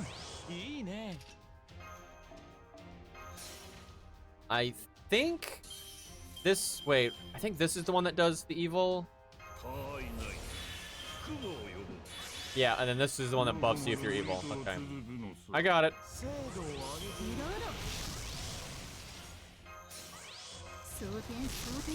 Now, I think it's very likely she's gonna kill, so I'm gonna do the Buster card first just to see it.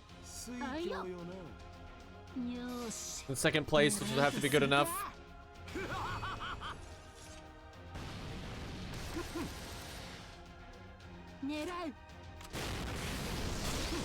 Jesus Christ.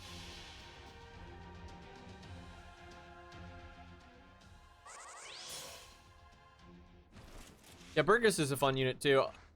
I think she's a little bit more limited than Canis, but sometimes she's better. It just depends.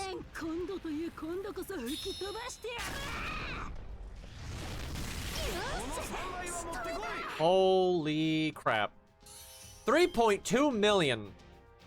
Dude, if this account had Calamity Jane, we could one turn this so easily. This Calamity Jane will give you the stars you need to NP on turn 1. And she gives you plenty of damage up too. You get defense down, attack up. The Jesus, that's crazy. Even with the grand status and all that, it normally takes a bit of effort to one-shot these guys, but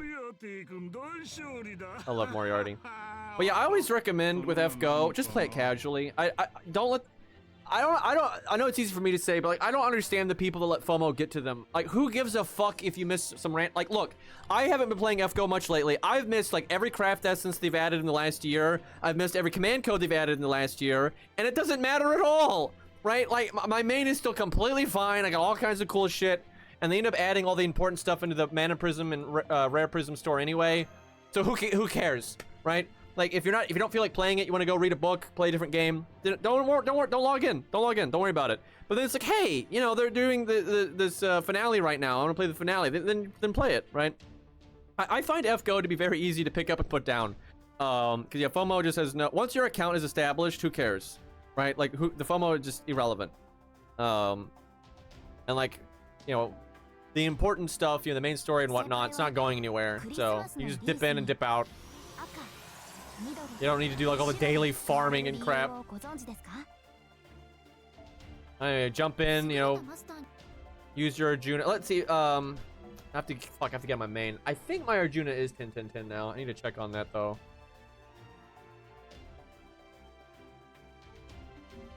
Yeah, I think FOMO messes too many people up. And really, dude, I cannot stress this enough. In my experience, my accounts that are more scuffed, that have like missed out on stuff, they got FOMO'd all over, they're more fun. Right? Because like they have to work harder, they have to get creative. You know, they use the random shit that they've got available to them. Right? And FGO is normally like kind of at its best like that. Because when you're a meta slave, the bosses aren't fun. They're not. They're too easy.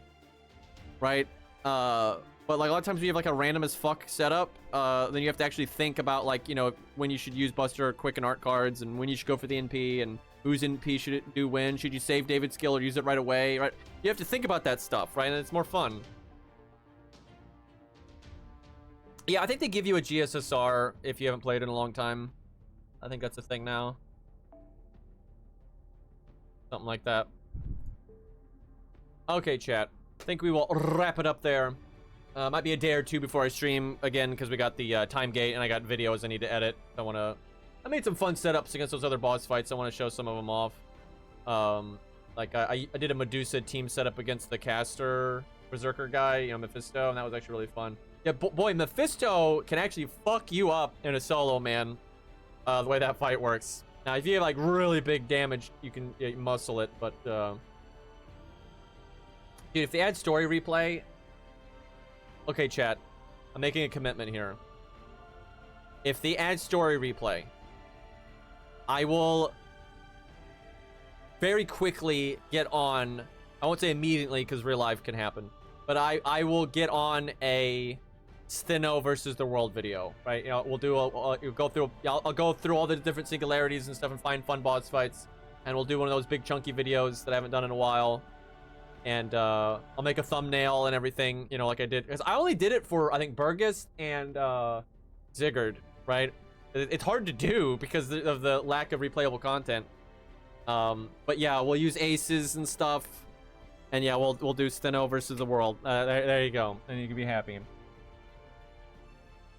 I'll probably make a lot of those, honestly. That's something I would actually very much enjoy doing. Just like taking a day where I don't have a lot going on and just like playing FGO to myself and jumping, scanning through content and finding boss fights I like and making setups and solos and whatnot. You know, mix up what you do. I think that'd be super fun. All right, boys. I will see you guys soon. Thank you guys so much for hanging out. We will raid Cairo. Peace. Or war. I mean, really, whatever you like.